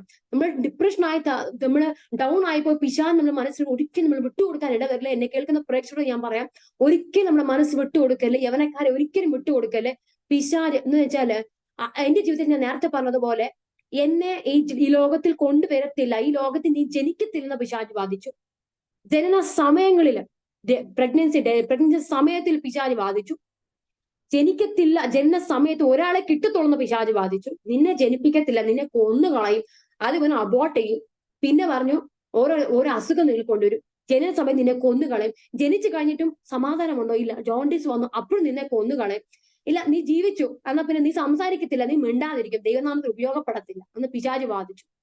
പക്ഷെങ്കിൽ എന്റെ ദൈവം ഹല്ലേലൂയ ഇപ്പോൾ വന്ന പ്രതിസന്ധി നിന്നെ കൊന്നുകളയും, നീ ജീവിച്ച് ഇത്രത്തോളം വന്നല്ല, മതി, ഇനി നീ മുന്നോട്ടൊന്നും പോകണ്ട, നീ സൂസൈഡ്, നീ മരിക്കും എന്ന് പിശാച് വാദിച്ചു. പിശാച് പലതും വാദിച്ചെങ്കിലും ദൈവത്തിന്റെ പ്ലാൻ ഉള്ള ഒരു വ്യക്തിയാണെങ്കിൽ ഹല്ലേലൂയ ഒരു പിശാചിന്റെ വാദഗതിയും ഫലിക്കത്തില്ല. നമ്മൾ എന്തോ ചെയ്യണം? ദൈവത്തിൽ ഉറച്ചു നിൽക്കണം, ഉറച്ചു നിൽക്കണം, ഉറച്ചു നിൽക്കണം. പ്രാർത്ഥനയോടുകൂടെ വിഷയം ഫേസ് ചെയ്യണം. പ്രാർത്ഥിക്കുന്ന ഒരു വ്യക്തിയാണെങ്കിൽ, നമ്മുടെ ജീവിതം പ്രാർത്ഥിക്കുന്ന ഒരു വ്യക്തിയാണെങ്കിൽ, ദൈവത്തിൽ ആശ്രയിക്കുന്ന വ്യക്തിയാണെങ്കിൽ, പ്രതിസന്ധികൾ നമ്മൾ ഡൗൺ ആയി പോയാലും ആ പരിശുദ്ധാത്മാവ് നമ്മളെ വിടത്തില്ല, ആ ദൈവം നമ്മളെ വിടത്തില്ല. നമ്മുടെ കൂടെ നമ്മളെ വഴി നടത്തുന്ന ദൈവമാണ് നമ്മുടെ ദൈവം. അതുകൊണ്ട് എന്ത് പ്രതിസന്ധി വന്നാലും നമ്മൾ ദൈവത്തിൽ ആശ്രയിച്ച് മുന്നോട്ട് പോകുന്നവരായിരിക്കണം. പ്രതിസന്ധി വന്നാലും, ഞാൻ പറഞ്ഞില്ലേ, വീണാലും ഹോപ്പ് നഷ്ടപ്പെട്ടാലും നമ്മളെ കൈവിടുന്ന ദൈവമല്ല. ഹല്ലേലൂയ. അങ്ങനെ ആ ഒരു സൂസൈഡൽ ടെൻഡൻസി ഞങ്ങളുടെ ജീവിതം ഫുള്ള് തകർന്ന് തരിപ്പണമായി എന്ന് പറഞ്ഞ ആ സമയത്തിലാണ് ദൈവം ഞങ്ങളെ ബാംഗ്ലൂർ പിടിച്ചു നിർത്തുന്നത്. ഹല്ലേലൂയ. ഹല്ലേലൂയ ആസ്തിയോ ഒന്നുമല്ല, എന്റെ ദൈവം തന്നതാ. ഹല്ലേലൂയ. എന്റെ ദൈവം ഞങ്ങൾക്ക് ബാംഗ്ലൂർ പഠിച്ച് സ്വന്തമായി സ്ഥലത്തിന് വേണ്ടി വഴികൾ ദൈവം ഞങ്ങൾക്ക് തുറന്നു തന്നു. അങ്ങനെ സ്വന്തമായി ബാംഗ്ലൂർ ആ ഒരു സന്ദർഭത്തിലാണ് ഇത് സംഭവിക്കുന്നത്. അങ്ങനെ ഞാൻ വരട്ടെ, ഞാൻ BDS തേർഡ് ഇയറിൽ ഞാൻ വന്നു. ഈ തേർഡ് ഫോർത്തിന്റെ ഫൈനൽ എക്സാം സമയത്താണ് വളരെ ഒരു പ്രയാസം മമ്മിക്ക് വരുന്നു. വെന്റിലേറ്ററിൽ പോലും ഷിഫ്റ്റ് ആകുന്ന ഒരു അവസ്ഥ വന്നു. ഭയങ്കരമായിട്ട് ബോഡിയിൽ ഒത്തിരി പ്രോബ്ലമുകൾ ഡയഗ്നോസ് ആയി.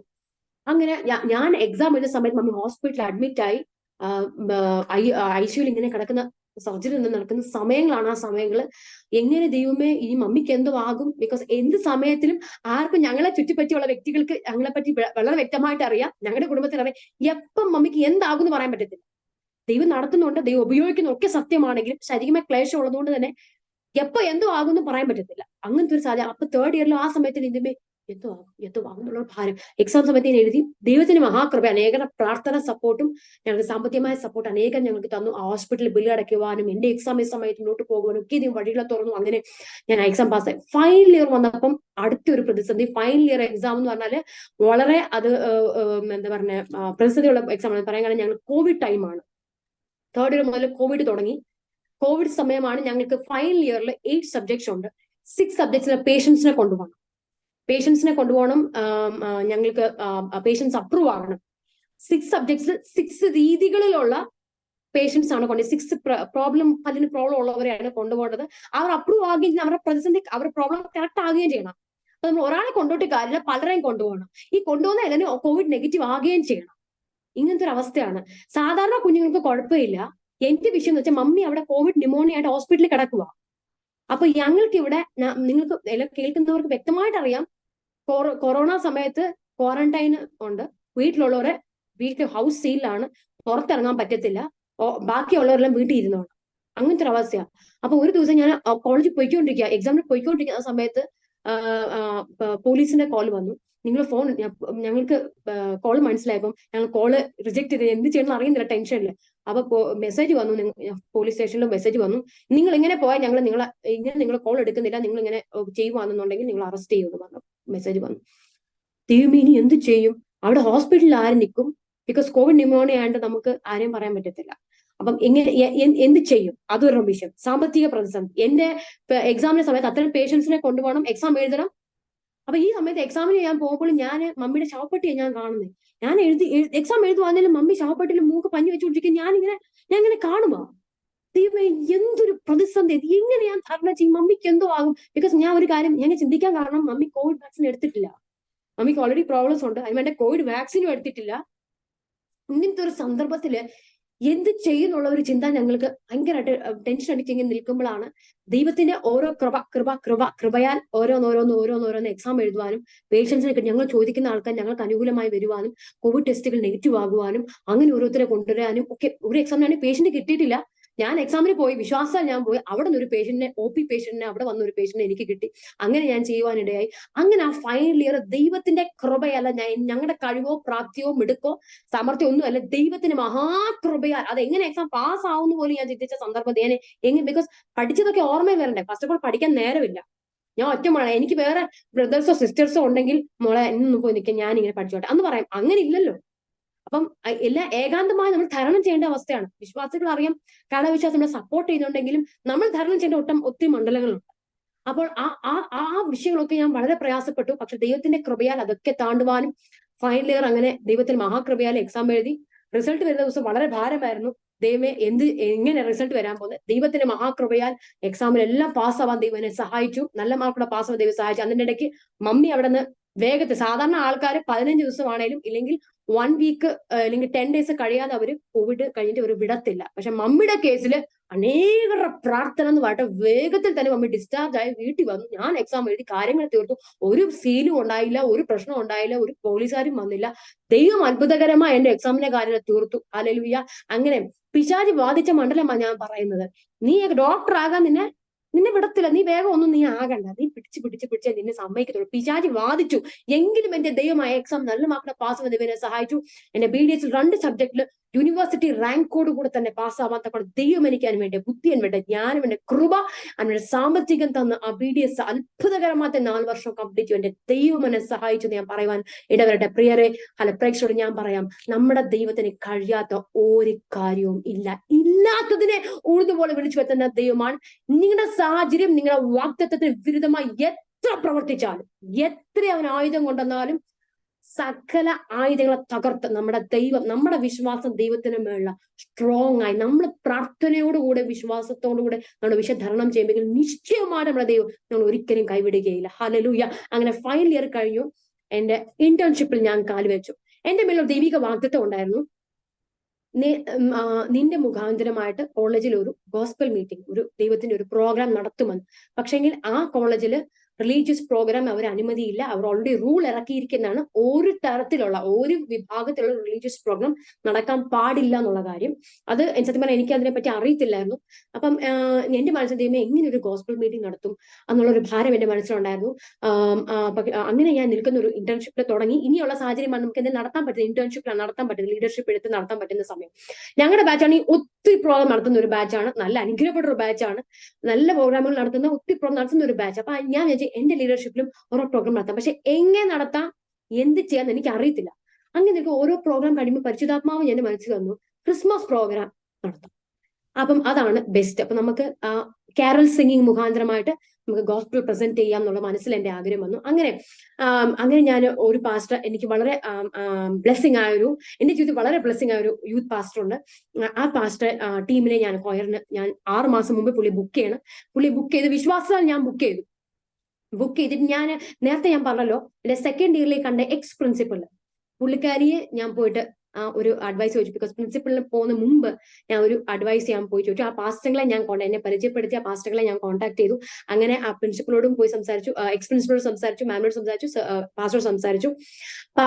മാം പറഞ്ഞു, റിജോയ്സ് ഹോപ്പ് ഇല്ല, ബിക്കോസ് റിലീജിയസ് പ്രോഗ്രാം നടത്താനുള്ള സാഹചര്യമില്ല. പിന്നെ നീ ട്രൈ ചെയ്തോ, ചോദിച്ചു, വേണമെങ്കിൽ ഞാൻ സംസാരിച്ച് നോക്കാം. ഇങ്ങനെ ഒരു വാക്ക് പുള്ളിക്കാരി പറഞ്ഞു. പക്ഷെ പുള്ളിക്കാരി സംസാരിക്കാൻ നിന്നില്ല. എങ്കിലും അങ്ങനെ പ്രാർത്ഥനയോടുകൂടെ തന്നെ ഇനി എന്ത് ചെയ്യും, എന്നാലും ദൈവം വാഗ്ദത്തം പറഞ്ഞ ദൈവം ഇതുവരെയും എന്റെ സാക്ഷ്യം കേട്ട വ്യക്തികൾക്ക് അറിയാം, ഇതുവരെയും അത്ഭുതകരമായി നടത്തി ഈ ദൈവം എന്റെ കാര്യം, ഈ വിഷയം നടത്തിത്തരും.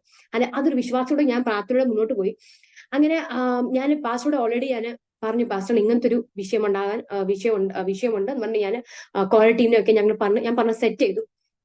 ഞാൻ മാത്രമേ കേട്ടോ ഈ ഒരു ഐഡിയ വെച്ചിട്ട് എന്റെ മനസ്സിൽ ഞാൻ മാത്രമേ ഉള്ളൂ. ഞങ്ങളുടെ ബാച്ചുകാർ അങ്ങനെയൊന്നും പ്രത്യേകിച്ച് വിശ്വാസത്തിൽ പറയാനില്ല. ആകെ ഇനി ഒരു വിശ്വാസി കൊച്ചുണ്ട്. അവൾ നമ്മളെ പോലെ കേരള പെന്റക്കോസ്റ്റലോ അതുപോലെ അങ്ങനെ സ്ട്രോങ് അല്ല, ഇവിടുത്തെ കന്നഡിക പെന്റക്കോസ്റ്റലാണ്. അത് നമ്മളെ പോലുള്ള ഒരു തീക്ഷ്ണതയൊന്നും അവർക്കില്ല. എങ്കിലും നമ്മുടെ കൂടെ ചേർന്ന് നിൽക്കും. അങ്ങനത്തെ ഒരാളെ എനിക്ക് കിട്ടി. ബാക്കിയുള്ള ക്രിസ്ത്യാനികളുണ്ട്, എങ്കിലും അവർ ഇതിനോടൊന്നും അത്രയുള്ള ഒരു തീക്ഷ്ണതയുള്ളവരും അങ്ങനത്തെ ഒരു എന്താ പറയുക ചിന്താഗതി ഉള്ളവരും അല്ല. അപ്പൊ അതുകൊണ്ട് തന്നെ പക്ഷെ ഞാൻ ഒരു കാര്യം ചെയ്തു. ഞാനും ഈ ഒരു ഫ്രണ്ടും ഞങ്ങൾ രണ്ടുപേരും ഡിസ്കസ് ചെയ്തു. എനിക്കൊരു ഇങ്ങനത്തെ ഒരു വിഷയമുണ്ട്, നമുക്ക് ഇതിനകത്ത് പോയാലോ എന്ന് പറഞ്ഞ് ഞാൻ എസ്തർ ഇരുന്ന് 3 ദിവസം ഉപവാസം ഇരുന്ന പോലെ ഞാൻ 3 ദിവസം ഉപവാസം ഇരുന്നു. രാജാവിന് മുമ്പ് പോയി നിൽക്കുന്ന മുമ്പ് ഞാൻ 3 ദിവസം ഉപവാസം ഇരിക്കാന്ന് പറഞ്ഞാൽ ഞാൻ 3 ദിവസം ഉപവാസം ഇരുന്നു. ബിക്കോസ് ഈ റിലീജിയസ് പ്രോഗ്രാം നടക്കത്തില്ല എന്ന് പറഞ്ഞ റൂൾ ഉള്ളതാണ്. അതുകൊണ്ട് ആ പ്രിൻസിപ്പളെ പോയി കാണുന്ന മുമ്പ് ഉപവാസം ഇന്ന് പ്രാർത്ഥിക്കാം എന്ന് പറഞ്ഞ് ഞാൻ പ്രാർത്ഥിച്ചു. അങ്ങനെ പോയി ഞങ്ങൾ രണ്ടുപേരും പോയി സംസാരിച്ചപ്പോൾ കൃപയാൽ, അതാണ് അടുത്ത ഫേവർ, ഡിവൈൻ ഫേവർ എന്ന് പറയുന്നത്. കൃപയാൽ ആ പ്രിൻസിപ്പൾ പറഞ്ഞു ഓക്കെ, അതിന് ഈ സമയമുണ്ടല്ലോ, നമുക്ക് നോക്കാം, കുഴപ്പമില്ല, നിങ്ങൾ നടത്തിക്കോ. അങ്ങനെ നെക്സ്റ്റ് ഡേയ്സ് പോയി ഡേറ്റ് ഒക്കെ ഫിക്സ് ചെയ്തു. ആ ഡേറ്റ് ഒക്കെ ഫിക്സ് ചെയ്തപ്പോൾ പിന്നെ സന്തോഷമായി. അറേഞ്ച്മെന്റ്സ് ഒക്കെ ഫുള്ള് കോളേജ്, ഇതുവരെയും ആ കോളേജ് ഒരു ക്രിസ്മസ് പ്രോഗ്രാം നടന്നിട്ടില്ല. ഫസ്റ്റ് എവർ ക്രിസ്മസ് ആണ് ആ കോളേജിൽ നടക്കുന്നത്. അപ്പൊ ഞാൻ ഫുൾ ടീച്ചേഴ്സും സീനിയേഴ്സും UG PG എല്ലാവരെയും ഞങ്ങൾ പോയിട്ട് സംസാരിച്ചു, ഞങ്ങൾ ഡിസ്കസ് ചെയ്തു. ക്രിസ്മസിന് ടീം ഉണ്ടാക്കി, ക്രിസ്ത്യൻസ് എല്ലാം ടീം ഉണ്ടാക്കി, കളക്ഷൻ. പക്ഷേ ഇത്രയൊക്കെ ചെയ്യുന്നുണ്ടെങ്കിലും ഒത്തിരി യുദ്ധം ഉണ്ടായിരുന്നു അകത്ത്. ഈ നമ്മുടെ ക്രിസ്ത്യാനി പിള്ളേരകത്ത് പോലും യുദ്ധമാണ്. ഞാനും ഉണ്ട്, എന്റെ ഫ്രണ്ടും ഉണ്ട്. ഞങ്ങൾ രണ്ടുപേരേ ഉള്ളൂ ഒരു ഭാഗം. ബാക്കി എല്ലാ പിള്ളേരും ഓപ്പോസിറ്റാ പറയാൻ. കാരണം നീ പറയുന്ന പോലെ ഒന്നും കാര്യം നടക്കാൻ പോകുന്നില്ലെന്ന് അവര് പറയുന്നത്. നീ പറഞ്ഞ പോലെ ഇതുപോലെ നമുക്ക് യേശു എന്നുള്ള വാക്ക് അവിടെ ഉപയോഗിക്കാൻ പാടില്ല എന്ന് പറഞ്ഞു. ആ മാം പറഞ്ഞു യേശു എന്നുള്ള വാക്ക് ഉപയോഗിക്കരുത്, ബിക്കോസ് റിലീജിയസ് ഇവിടെ അലൗഡ് അല്ല. യേശു എന്ന് പറയാതെ എന്ത് ക്രിസ്മസ് പറയാൻ പറ്റും? അപ്പം അതിന്റെ ഫ്രണ്ട്സ് പറഞ്ഞു, ഇത് നടക്കാൻ പോകുന്നില്ല, നീ അതിനെപ്പറ്റി ഒന്ന് ചിന്തിക്കേണ്ട, നമുക്ക് നിനക്ക് നടത്തണോ? ഒരു കാര്യം ചെയ്യാം, നമുക്ക് ഒരു ഇതുപോലെ ഈ കാരൽസ് പാടിക്കൊണ്ട് നടക്കത്തില്ല, അതുപോലെ ഓരോ ഡിപ്പാർട്ട്മെന്റിൽ പോയി പാടിയിട്ട് നമുക്ക് വരാം. ഇത് നടക്കാൻ പോകുന്നില്ല. സാമ്പത്തികം ഒരു ഭാഗത്ത് റെഡി ആവുന്നില്ല, ഒരു ഭാഗത്ത് നോക്കിയാൽ ഫ്രണ്ട്സും അനുകൂലമല്ല. ഓരോ ദിവസം ടെൻഷൻ ടെൻഷൻ ടെൻഷൻ, കരച്ചില്. ദൈവമേ നീ പറഞ്ഞ വാക്യത്വമാ, ഇത് നോക്കിയ സാഹചര്യമില്ല, പ്രതികൂലത എങ്ങനെ ഞാൻ സാധിക്കും, എന്ത് ഞാൻ ചെയ്യും ദൈവം എന്ന് പറഞ്ഞ ഭയങ്കര ടെൻഷൻ അടിച്ച് നിൽക്കുന്ന മാസങ്ങളോളം പ്രിപ്പറേഷൻ ഇല്ല. ഓരോ പ്രോഗ്രാം പ്രിപ്പയർ ചെയ്ത് എങ്കിലും ഇടയ്ക്ക് പ്രാർത്ഥിക്കും, പിന്നെ ഇവരെ പോയി കാണും, പിന്നെ അനുകൂലമാക്കും. അന്യജാതിക്കാരുടെ പിള്ളേരെ കൊണ്ട് ഇവരെ ഞാൻ പറഞ്ഞ് സെറ്റ് ചെയ്യും.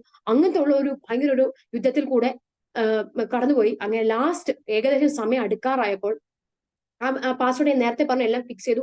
അങ്ങനെ പറഞ്ഞു ആ ഡേറ്റ് എത്താറായപ്പോൾ ഞാൻ ഒന്നും കൂടെ ഡീനോട് പോയി കൺഫേം ചെയ്യാൻ വേണ്ടിയിട്ട് ഞാൻ ഒരു ഡേറ്റും കൂടെ നമുക്ക് ഇൻവിറ്റേഷൻ ഒക്കെ കൊടുത്ത് കൺഫേം ചെയ്യണം. അതിനുവേണ്ടി പോയപ്പോൾ ഡീൻ പറഞ്ഞു ഈ ഡേറ്റിൽ നടക്കത്തില്ല, പ്രീപോൺ ആകണം, ഒന്നെങ്കിൽ പ്രീപോൺ അല്ലെങ്കിൽ പോസ്റ്റ്പോൺ ആകണം, ഈ ഡേറ്റ് നടക്കാൻ പോകുന്നില്ല, ഇല്ലെങ്കിൽ നടത്താണ്ട. ഇങ്ങനെ പറഞ്ഞു. ദൈവമേ ഇത് എന്തൊരു അവസ്ഥ, ഞാൻ പുറത്തു വന്ന് കരച്ചില്ല. ദൈവമേ നീ പറഞ്ഞത് എന്തു സംഭവം, പ്രീപോണാന്ന് വെച്ചാൽ ഞങ്ങൾ എല്ലാതും സകലം പ്രീപോൺ ചെയ്യണം. ഫുഡ് മുതൽ സ്നാക്സ് മുതൽ ക്വാളിറ്റി മുതൽ മൈക്ക് സിസ്റ്റം മുതൽ എല്ലാം ഞാൻ എന്ത് ചെയ്യും എന്നുള്ള ഭാരപ്പെട്ട് നിൽക്കുമ്പോൾ ഞാൻ വീട്ടിൽ വന്നു. പപ്പ അബ്രോഡില്ല, അങ്ങനത്തെ പപ്പയുടെ സപ്പോർട്ടും അങ്ങനെ ഇല്ല. സഭയിൽ ഒരു വിശ്വാസം കൊണ്ട് പുള്ളിയാണ് സപ്പോർട്ട് ചെയ്യുന്നത്. മമ്മിയുണ്ട്, മമ്മി എപ്പോഴും സ്ട്രോങ് സപ്പോർട്ടാണ്. മമ്മി വീട്ടിൽ വന്നിട്ട് പറഞ്ഞു നമ്മളെ അതൊന്നും ഭാരപ്പെടാം, നമുക്ക് പ്രാർത്ഥിക്കാം. അങ്ങനെ നമ്മളെ പ്രാർത്ഥനയോട് കൂടെ തന്നെ ഞങ്ങൾ പ്രീപോൺ ചെയ്തു, സകലം പ്രീപോൺ ചെയ്തു. പക്ഷെ ഞാൻ ഒരു അത്ഭുതമായ കാര്യം പറയട്ടെ, നടക്കത്തില്ല എന്ന് പറഞ്ഞ സ്ഥാനത്ത് അന്ന് ആ ഡേറ്റിൽ ഡിസംബർ 19 ആ ഡേറ്റിൽ തന്നെ 2022 ആ ഡേറ്റിൽ തന്നെ ഞങ്ങളുടെ ക്രിസ്മസ് പ്രോഗ്രാം വളരെ അനുഗ്രഹപ്രദമായി തന്നെ ആ ഒരു പ്രോഗ്രാം നടത്തുവാനും പാസ്റ്റർ വന്ന് പ്രസംഗിച്ചു Jesus is the life boat എന്ന് പറഞ്ഞ്, Jesus is the life boat എന്ന് പറഞ്ഞ് ഗോസ്പിൾ പ്രസന്റ് ചെയ്യുവാനും പ്രോഗ്രാമുകൾ നടത്തുവാനും നല്ല ഞങ്ങളെ അന്ന് എന്റെ കൂട്ടത്തിലുള്ള പിള്ളേർ പറഞ്ഞു നീ ഫ്ലോപ്പ് ആകും, ഇത് ഫ്ലോപ്പ് ആകും എന്ന് പറഞ്ഞ് ഞാൻ നടന്ന പാസ്റ്റോടും പറഞ്ഞു പാസ്റ്റർ ഇങ്ങനത്തെ ഒരു വാക്ക് പറയുന്നുണ്ട്. പറഞ്ഞു നീ അതൊക്കെ വിട്, ഒന്നും ചിന്തിക്കണ്ട, നമുക്ക് ചെയ്യാം, നമ്മുടെ ദൈവം ആരാ എന്ന് പറഞ്ഞ് എന്നെ ഉറപ്പിക്കാനായി ആ മീറ്റിംഗിൽ അന്ന് ആ പ്രോഗ്രാം നടന്നുകൊണ്ടിരിക്കുമ്പോൾ തന്നെ ഈ പറഞ്ഞ പിള്ളേർ എന്നോട് പറഞ്ഞു റിജോയ്സ് അടിപൊളി പ്രോഗ്രാമാണ്, ഹല്ലേലൂയ. അങ്ങനെ എന്റെ ദൈവനാമ മഹത്വം ആ കോളേജിൽ ഉണ്ടാകാനായിട്ട് ദൈവം സഹായിച്ചു. നെക്സ്റ്റ് ഡേ ആ ഡീൻ വിളിച്ചിട്ട് ഡീൻ വിളിപ്പിച്ച് ആ സമയത്ത് ഗ്രാജുവേഷൻ നടക്കുന്ന സമയം, ഗ്രാജുവേഷന്റെ സംഘം റെഡി ചെയ്യുന്ന സമയങ്ങളിലാണ്. അതുകൊണ്ട് മറ്റു പിള്ളേരെ തിരക്കാം, മറ്റു പിള്ളേരുടെ സപ്പോർട്ട് ഒന്നും ഞങ്ങൾക്കില്ല. ഗ്രാജുവേഷൻ മീറ്റിംഗിന് വേണ്ടി വിളിച്ചപ്പോൾ ഡീന് വിളിച്ച സമയത്ത് പുള്ളിക്കാരൻ പറഞ്ഞു ഇന്നലത്തെ പ്രോഗ്രാം ആരാ നടത്തിയത്, ഇത് ഭയങ്കര സംഭവമാണ്, ഭയങ്കര മീറ്റിംഗ് ആയിരുന്നു, ഭയങ്കര പ്രോഗ്രാം ആയിരുന്നു, വളരെ അനുഗ്രഹമായിരുന്നു എന്നൊക്കെ പറഞ്ഞു. പുള്ളി ഇതുവരെയും കന്നഡ രാജ്യോത്സവം എന്ന് പറയും. കർണാടകയുടെ വളരെ ഇമ്പോർട്ടന്റ് ആയ നവംബർ 1-ാം തീയതി നടക്കുന്ന കേരള ദിനം എന്ന് പറയുന്നത് കർണാടക ദിനത്തിൽ നടത്തുന്ന ഒരു ഭയങ്കര പ്രോഗ്രാമാണ്. ആ പ്രോഗ്രാമിന് പോലും കോളേജ് ഫണ്ട് കൊടുത്തിട്ടില്ല. എല്ലാവരുടെ സപ്പോർട്ട് ഉണ്ട്, ടീച്ചേഴ്സിന്റെ സപ്പോർട്ട് ഉണ്ട്, പിള്ളേരുടെ സപ്പോർട്ട് ഉണ്ട്, സാമ്പത്തിക സപ്പോർട്ട് ഉണ്ടെങ്കിലും അതിന് കോളേജ് ഫണ്ട് കൊടുത്തിട്ടില്ല. പക്ഷെങ്കിൽ ഞാൻ പറയാം, ഞങ്ങളുടെ ക്രിസ്മസിന് 5,000 rupees കോളേജ് ഫണ്ട് തരും. അന്ന ദിവസം അവർ പറഞ്ഞു ഞങ്ങൾ ഇതിന് 5,000. പിള്ളേരെല്ലാം സ്തംഭിച്ച് നിൽക്കുക. ഞങ്ങളെ സപ്പോർട്ട് ചെയ്തിട്ടില്ല, ഞങ്ങൾ എതിർത്ത പിള്ളേരാ. പക്ഷെങ്കിൽ അവരുടെ മുമ്പിൽ ഹല്ലേലൂയ, ദൈവം ഞങ്ങൾ അനുഗ്രഹിച്ചു. ഹല്ലേലൂയ. അങ്ങനെ ആ പ്രോഗ്രാം അനുഗ്രഹീതമായ നിലകളിൽ ആ ക്രിസ്മസ് പ്രോഗ്രാം നടത്തുവാൻ ദൈവനാമം ആ കോളേജിൽ, അതെന്റെ സന്തോഷം. ദൈവനാമം ആ കോളേജിൽ മഹത്വപ്പെടാൻ ഇടയായി. ദൈവം പറഞ്ഞ വാഗ്ദത്തം അത് ഞാൻ ഉറപ്പിച്ച് ഇനി ഒരു വർഷം ആ ഒരു വാക്ക് പറയാം. ശത്രു എത്ര നമ്മളെ വാക്യത്തിന് വിരുദ്ധമായി പ്രവർത്തിച്ചാൽ, എന്തൊക്കെ ചലഞ്ചസ് അവന് ഉയർത്തിയാലും, ഗോലിയാത്ത് ഉയർത്തിയതുപോലെ അവന് എന്തൊക്കെ ഉയർത്തിയാലും, ദൈവം വാക്ക് പറഞ്ഞെങ്കിൽ നമ്മൾ ദൈവത്തിൽ ആശ്രയിക്കുന്ന മക്കളാണ്. ഒരിക്കലും നമ്മളെ കൈവിടുന്ന ദൈവം അല്ല നമ്മുടെ ദൈവം. അത് ഉറച്ച് ഓരോ പ്രാവശ്യം ഞാൻ പറയാം, കർത്താവിന്റെ തുണ മനുഷ്യരോട് എന്ത് ചെയ്യും. വചനം പറയുന്നു, കർത്താവിന്റെ തുണ മനുഷ്യരോട് എന്ത് ചെയ്യും. ഹല്ലേലൂയ. നമ്മുടെ ദൈവം തുണ ആരും മനുഷ്യൻ നമുക്ക് അനുകൂലമല്ലെങ്കിലും, ആരും നമ്മളെ അപമാനിച്ചു നിന്ദിച്ചു എന്ന് വരട്ടെ, അല്ലെ, രോഗം, ദുഃഖം, എന്റെ സാക്ഷ്യത്തിൽ ഞാൻ പറഞ്ഞ ഭാഗങ്ങളെല്ലാം, രോഗമാകട്ടെ, ദുഃഖമാകട്ടെ, സാമ്പത്തികമാകട്ടെ, അല്ല എന്ത് വിധമായ പ്രശ്നങ്ങളാകട്ടെ, മാനസികമായ തളർച്ചകളായിക്കോട്ടെ, ദൈവം അസാധ്യങ്ങളെ സാധ്യമാക്കുന്ന ദൈവമാണെന്നും ദൈവം അത്ഭുതങ്ങൾ പ്രവർത്തിപ്പാൻ സാധിക്കുന്ന ദൈവമാണെന്നും ലോകാവസാനത്തോളം എല്ലാ ദിവസവും, ഇംഗ്ലീഷിൽ പറയുന്ന ഓൾവേസ് എന്ന് പറയുന്നത്, എല്ലാ ക്ഷണത്തിലും എവറി സെക്കൻഡ് നമ്മുടെ കൂടെയുള്ള ദൈവമാണ് നമ്മുടെ ദൈവം. ഹല്ലേലൂയ. അതുകൊണ്ട് എന്റെ ജീവിതത്തിൽ ആ ഒരു ക്രിസ്മസ് വളരെ അത്ഭുതകരമായി നടത്തുവാൻ ദൈവം എന്നെ സഹായിച്ചു. അത് വലിയൊരു ആ ഒരു കോളേജിൽ ഇന്നും ഒരു സാക്ഷ്യമായിട്ടുണ്ട്. കഴിഞ്ഞ വർഷം പോലും ആ പ്രോഗ്രാം നടന്നിട്ടില്ല. ഞാൻ പാസ് ഔട്ടായി വന്നു, ഞാൻ പുറത്ത് ജോലിക്ക് വന്നുവെങ്കിലും കഴിഞ്ഞ വർഷം പ്രോഗ്രാം നടന്നിട്ടില്ല. അങ്ങനെ അത്ഭുതകരമായി ദൈവം പ്രോഗ്രാം നടത്തി തന്നു. അങ്ങനെ നെക്സ്റ്റ് വന്ന ഗ്രാജുവേഷൻ നടക്കത്തില്ല എന്ന് അവിടെ ഡീനും അവിടുത്തെ കാര്യങ്ങളും പറഞ്ഞു. സീനിയേഴ്സ് നടത്തി കൊടുത്തിട്ടില്ല. പിന്നെ സൂപ്പർ സീനിയേഴ്സിന് ഒത്തിരി ഗ്രാൻഡ് നടത്തിയിട്ടുള്ളൂ, സീനിയേഴ്സ് നടത്തി കൊടുത്തിട്ടില്ല. വേണമെങ്കിൽ ക്യാബിന് വന്നിട്ട് ഓക്കെ ഇതൊക്കെ വാങ്ങിച്ചുകൊണ്ട് പോകുക, അല്ലാതെ ഗ്രാൻഡ് നടത്താൻ പോകുന്നില്ല എന്ന് പറഞ്ഞ് തീരുമാനിച്ചു. അങ്ങനത്തെ ഒരു വിഷയത്തിലൊക്കെ ഞങ്ങൾ എഴുതി വെച്ച് പ്രാർത്ഥിച്ചു. ഞങ്ങളുടെ വീട്ടില് ഓരോന്നും എഴുതി വെച്ച് പ്രാർത്ഥിക്കുന്നതൊക്കെ ഫലമുണ്ട്. ഓരോന്നും ക്രിസ്മസ് പ്രോഗ്രാം, ഗ്രാജുവേഷൻ, ഓരോന്നും എഴുതി വെച്ച് കരം വെച്ച് പ്രാർത്ഥിച്ച വിഷയമാണത്. അങ്ങനെ നടക്കാൻ പോകുന്നില്ല ഡീൻ പറഞ്ഞ വിഷയമാണ്. പക്ഷെങ്കിൽ ടീച്ചേഴ്സ് ഞങ്ങൾക്ക് അനുകൂലമായി, ബാക്കിയുള്ള ടീച്ചേഴ്സ് ഞങ്ങൾക്ക് അനുകൂലമായിട്ട് ഗ്രാജുവേഷന്റെ കാര്യങ്ങളൊക്കെ നടത്തി. വളരെ ഗംഭീരമായ ഗ്രാജുവേഷൻ ആയിരുന്നു. വളരെ അനുകൃതമായ ഗ്രാജുവേഷൻ നടക്കുവാനായിട്ട് ദൈവം സഹായിച്ചു. അങ്ങനെ ദൈവത്തിന്റെ മഹാകൃപയാൽ PDS അത്ഭുതകരമായ 5 വർഷത്തോളം ദൈവം എന്നെ പാസ്സാക്കി പുറത്തു വരുവാൻ ദൈവം എന്നെ സഹായിച്ചു. ഹല്ലേലൂയ. ഇതൊന്നും എന്റെ കഴിവോ എന്റെ പ്രാപ്തിയോ മിടുക്കോ എന്റെ ഫാമിലി ബാക്ക്ഗ്രൗണ്ടോ അല്ല. ഹല്ലേലൂയ. എന്റെ അപ്പച്ചനും അമ്മച്ചി സമയം മുതൽ അവർ വളരെ കഷ്ടപ്പെട്ട് അവർ കർത്താവിന്റെ വേലയിൽ ഈ കർണാടക പ്രദേശത്ത്, അവർ ഈ ഒരു കന്നഡക്കാരൻ മധ്യത്തിൽ അനേക സ്ഥലത്ത് പോയി ശുശ്രൂഷിച്ച അപ്പച്ചനും അമ്മച്ചിയും ആ സമയത്ത് മിഷണറി ആയിട്ട് വന്നവരാണ്. എന്റെ പപ്പയും മമ്മിയും ഈ സ്ഥലത്ത് മിഷണറിയായി വന്നവരാണ്. അതുകൊണ്ട് ഇങ്ങനത്തെ ഒരു ആത്മീയമായ ബാക്ക്ഗ്രൗണ്ടിലും അല്ലാത്തൊരു ബാക്ക്ഗ്രൗണ്ട് ഞങ്ങൾക്കില്ല. പക്ഷെ ഇപ്പോൾ ദൈവിക വാഗ്ദത്ത പ്രകാരം ഡോക്ടർ എന്നുള്ള ഒരു പദവി വന്നെങ്കിൽ, ഹല്ലേലൂയ, അതൊന്നും ഞാൻ പഠിച്ചത് കൊണ്ടൊന്നുമല്ല, എന്റെ ദൈവം പറഞ്ഞ വാക്ക് അവിടെ നിറവേറ്റിയതാ. ഹല്ലേലൂയ. നമ്മുടെ ദൈവം വാക്തത്വത്തില് വിശ്വസ്തൻ, വാക്ക് മാറാത്ത ദൈവമാ. ഹല്ലേലൂയ. ഹല്ലേലൂയ. അതുകൊണ്ട് ദൈവം നിങ്ങളുടെ ജീവിതത്തിൽ എന്തും ചെയ്യുവാൻ ദൈവത്തിന് കഴിയും. ദൈവത്തിനൊന്നും അസാധ്യമായ ദൈവം നിങ്ങളുടെ ജീവിതത്തിൽ എന്തും ചെയ്യുവാൻ ദൈവത്തിന് കഴിയും. ഹല്ലേലൂയ. ഇന്നെനിക്ക് ഒരു അനുഭവം, ദൈവത്തെ മാനിക്കുന്നത് ദൈവം മാനിക്കുന്ന ഒരു അനുഭവം ഞാൻ പറഞ്ഞ് കാലിൽ വിൽക്കാൻ താല്പര്യപ്പെടുന്നു. ഞാൻ എന്റെ PUC കഴിഞ്ഞു. ഞാൻ PDC കയറുന്ന സമയത്ത് എന്റെ കോളേജിൽ നിന്ന് അവാർഡ് കൊടുക്കുന്ന സമയമായിരുന്നു. നീറ്റ് കഴിഞ്ഞിട്ട് PDS-ഉം MBBS-ഉം കിട്ടിയ പിള്ളേർക്ക് ഉള്ള അവാർഡിന്റെ സമയം. എന്റെ കോളേജിലെ പ്രിൻസിപ്പൾ വിളിച്ചിട്ട് പറഞ്ഞു, റിയാസ് ഇങ്ങനെ അവാർഡ് ഫംഗ്ഷൻ ഉണ്ട്. പക്ഷെ ആ ദിവസം വന്നത് സൺഡേ മോർണിംഗ് ആണ് ആ ഒരു പ്രോഗ്രാം നടത്തുന്നത്. അപ്പൊ എനിക്ക് ആരാധന വിട്ട് പോകുന്ന പ്രശ്നം എനിക്കില്ല. ഞാൻ ഭയങ്കര സ്ട്രിക്റ്റ് ആണ് വിഷയത്തിൽ. ഇന്നും ഞാൻ ജോലിക്ക് പോകുമ്പോൾ ഞാൻ സൺഡേ ഓഫ് ഉള്ള ജോലിക്ക് ഞാൻ പോകത്തുള്ളൂ. ബിക്കോസ് സത്യം പറഞ്ഞാൽ ഡെന്റിസ്റ്റിൽ അങ്ങനെ ഇല്ല, സൺഡേ ആണ് അധികം പേഷ്യൻസ് വരുന്നത്. പക്ഷെങ്കിലും ഞാൻ ആ ഒരു കാര്യം ഡോക്ടറോട് നേരത്തെ പറഞ്ഞു ഞാൻ വരത്തില്ല. അപ്പൊ ഞാൻ സൺഡേക്ക് വളരെ സ്ട്രോങ് ആയിട്ട് ഞാൻ കോളേജിൽ പോലും അങ്ങനെ സൺഡേ ക്ലാസ്സസ് ഉണ്ടെങ്കിൽ ഞാൻ പോകാറില്ല. അപ്പം ഈ വിഷയം വന്നപ്പോഴും ഞാൻ പറഞ്ഞു, സാറ് ഞാൻ ദൂരെ എവിടെടുത്ത് പോവുകയാണ്, അതുകൊണ്ട് എനിക്ക് വരാൻ പറ്റുമെന്ന് എനിക്ക് തോന്നുന്നില്ല. പക്ഷെ സാർ പറഞ്ഞു, പക്ഷേ അങ്ങനെ പറയില്ല, അവാർഡ് കിട്ടുന്ന വിഷയമായത്, നിനക്ക് മെഡൽ കിട്ടുന്ന ആൾക്കാർ വരുന്ന വിഷയം, നീ എന്തോ പറയുന്നത്, നീ വരണം. ഞാൻ പറഞ്ഞു ഓക്കെ സാർ എന്ന് പറഞ്ഞു ഞാൻ ഇങ്ങനെ വെച്ചു. ഞാൻ ആരാധനയ്ക്ക് പോയി, മൊബൈൽ തിരിച്ചു വെച്ചു. ബിക്കോസ് കോൾ വന്ന് എനിക്കൊരു ടെംപ്ടേഷൻ ഉണ്ടാകാൻ പാടില്ല. മൊബൈൽ തിരിച്ചു വെച്ചു, ഞാൻ ആരാധിച്ചു, പ്രാർത്ഥിച്ചു. അങ്ങനെ അങ്ങനെ ആരാധന കഴിഞ്ഞ സമയത്ത് ഞാൻ മൊബൈൽ തിരിച്ചു നോക്കിയപ്പോഴാണ് കറക്റ്റ് സമയത്ത് പ്രിൻസിപ്പൾ വിളിക്കുവാ എന്നെ. വിളിച്ചു പറയുന്നത്, ജോയ്സ് പ്രോഗ്രാം ഒന്നും കഴിഞ്ഞിട്ടില്ല, ഇപ്പൊ തുടങ്ങുന്നതേ ഉള്ളൂ, ഇത്ര നേരം സ്പീച്ച് ആയിരുന്നു, അതുകൊണ്ട് പെട്ടെന്നോ. അങ്ങനെ ഞാൻ ആരാധന കഴിഞ്ഞു, ഞങ്ങൾ ഓടിപ്പോയി. ഫുഡും അവിടെ തന്നെ, അനുഗ്രഹപ്പെട്ട ഫുഡും കിട്ടി.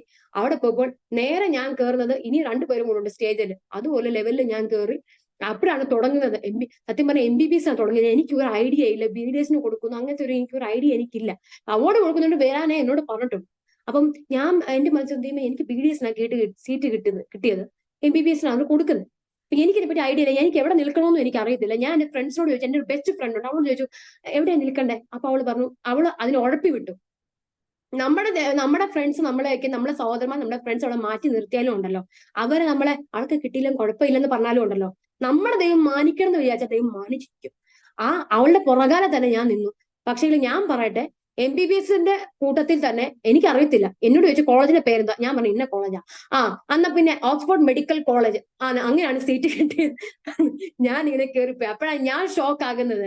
ഹല്ലേലൂയ. ഞാൻ പറയട്ടെ, BDS കുറഞ്ഞതുകൊണ്ടല്ല, പക്ഷെ എന്റെ ഫ്രണ്ട്സും അവിടെ നിന്ദിച്ചു. നിനക്ക് BDS ആണ് കിട്ടിയത് എന്ന് പറഞ്ഞോളെ നിന്ദിച്ചു. പക്ഷെ എന്റെ ദൈവം മാനിക്കൽ, ദൈവത്തെ നമ്മൾ മാനിച്ച, ആരാധനയ്ക്ക് പോകാതെ ഞാൻ അവിടെ പോയാൽ സമയം വേസ്റ്റ് ചെയ്യത്തേ ഉള്ളായിരുന്നു. അപ്പോൾ തുടങ്ങിയിട്ടില്ല. അവർ ദൈവത്തെ നമ്മൾ മാനിച്ചാൽ ദൈവം നമ്മളെ മാനിക്കും. ഹല്ലേലൂയ. അതുകൊണ്ട് അത്ഭുതങ്ങളുള്ള ദൈവമാ. അങ്ങനെ 17-ാം വയസ്സ് മുതൽ ഞാൻ മമ്മിക്ക് കാല് ഫ്രാക്ചറായി. അത് ഒരു സമയത്തില്, അപ്പോൾ എന്റെ PUC സമയത്താണ്. അതുകൊണ്ട് മമ്മിയാണ് അത്രയും നാൾ ആരാധന ലീഡ് ചെയ്തുകൊണ്ടിരുന്നത്. അത് നെക്സ്റ്റ് മമ്മിക്ക് കാൽ ഒടിഞ്ഞത് കൊണ്ട് ആരാധന ലീഡ് ചെയ്യാനുള്ള ബുദ്ധിമുട്ടുണ്ട്. പിന്നെ ഞാൻ ബാക്ക് സിംഗർ ആയിരുന്നു.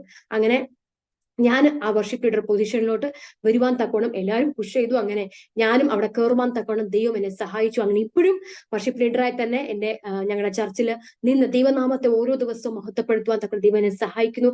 അനേക സ്റ്റേജുകളിൽ ദൈവനാമത്തിന് വേണ്ടി പാടുവാനും ദൈവത്തിന്റെ ശബ്ദം ഉപയോഗിക്കുവാനും ദൈവം എന്നെ സഹായിക്കുന്നു.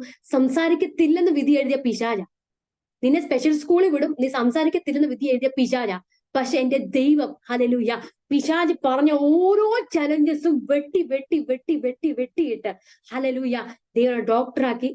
ദൈവം എന്നെ വർഷിപ്പ് ലീഡർ ദൈവനാമ മഹത്വത്തിന് വേണ്ടി, ഇതൊക്കെ ദൈവനാമ മഹത്വത്തിന് വേണ്ടി, വേറൊന്നും എനിക്ക് പുകഴുവാൻ പ്രശംസിപ്പാനല്ല ഞാൻ ഈ പറയുന്നത്. എല്ലാ ദൈവം പറഞ്ഞ വാക്ക് ദൈവം നിറവേറ്റിയെടുത്തു.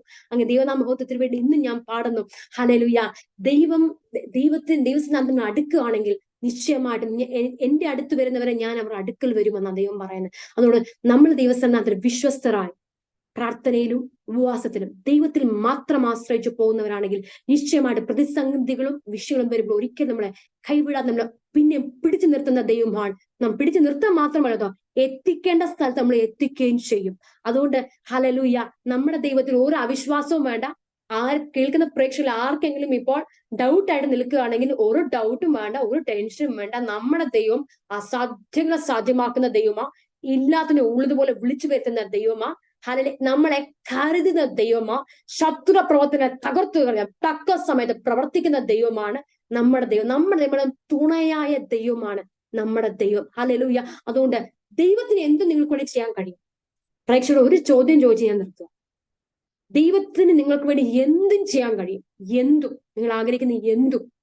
പക്ഷെ ദൈവത്തിന് വേണ്ടി നിങ്ങൾക്ക് എന്ത് ചെയ്യാൻ കഴിയും, എനിക്ക് എന്ത് ചെയ്യാൻ കഴിയും, അതാണ് ചോദ്യം. അതുകൊണ്ട് ഈ ദിവസങ്ങളിൽ ദൈവത്തിന് വേണ്ടി നമ്മൾക്ക് എന്തെങ്കിലും ചെയ്യാൻ പറ്റുമോ? ദൈവമുള്ള അഭേദ്യ ബന്ധത്തിൽ ആ പരിശുദ്ധാത്മാവ് പറയുന്ന വാക്കിൽ ഓരോ സെൻസിറ്റീവ് ആയിട്ട് ദൈവത്തിന് വേണ്ടി അന്ത്യകാലത്ത് പ്രയോജനപ്പെടാൻ പറ്റുമോ?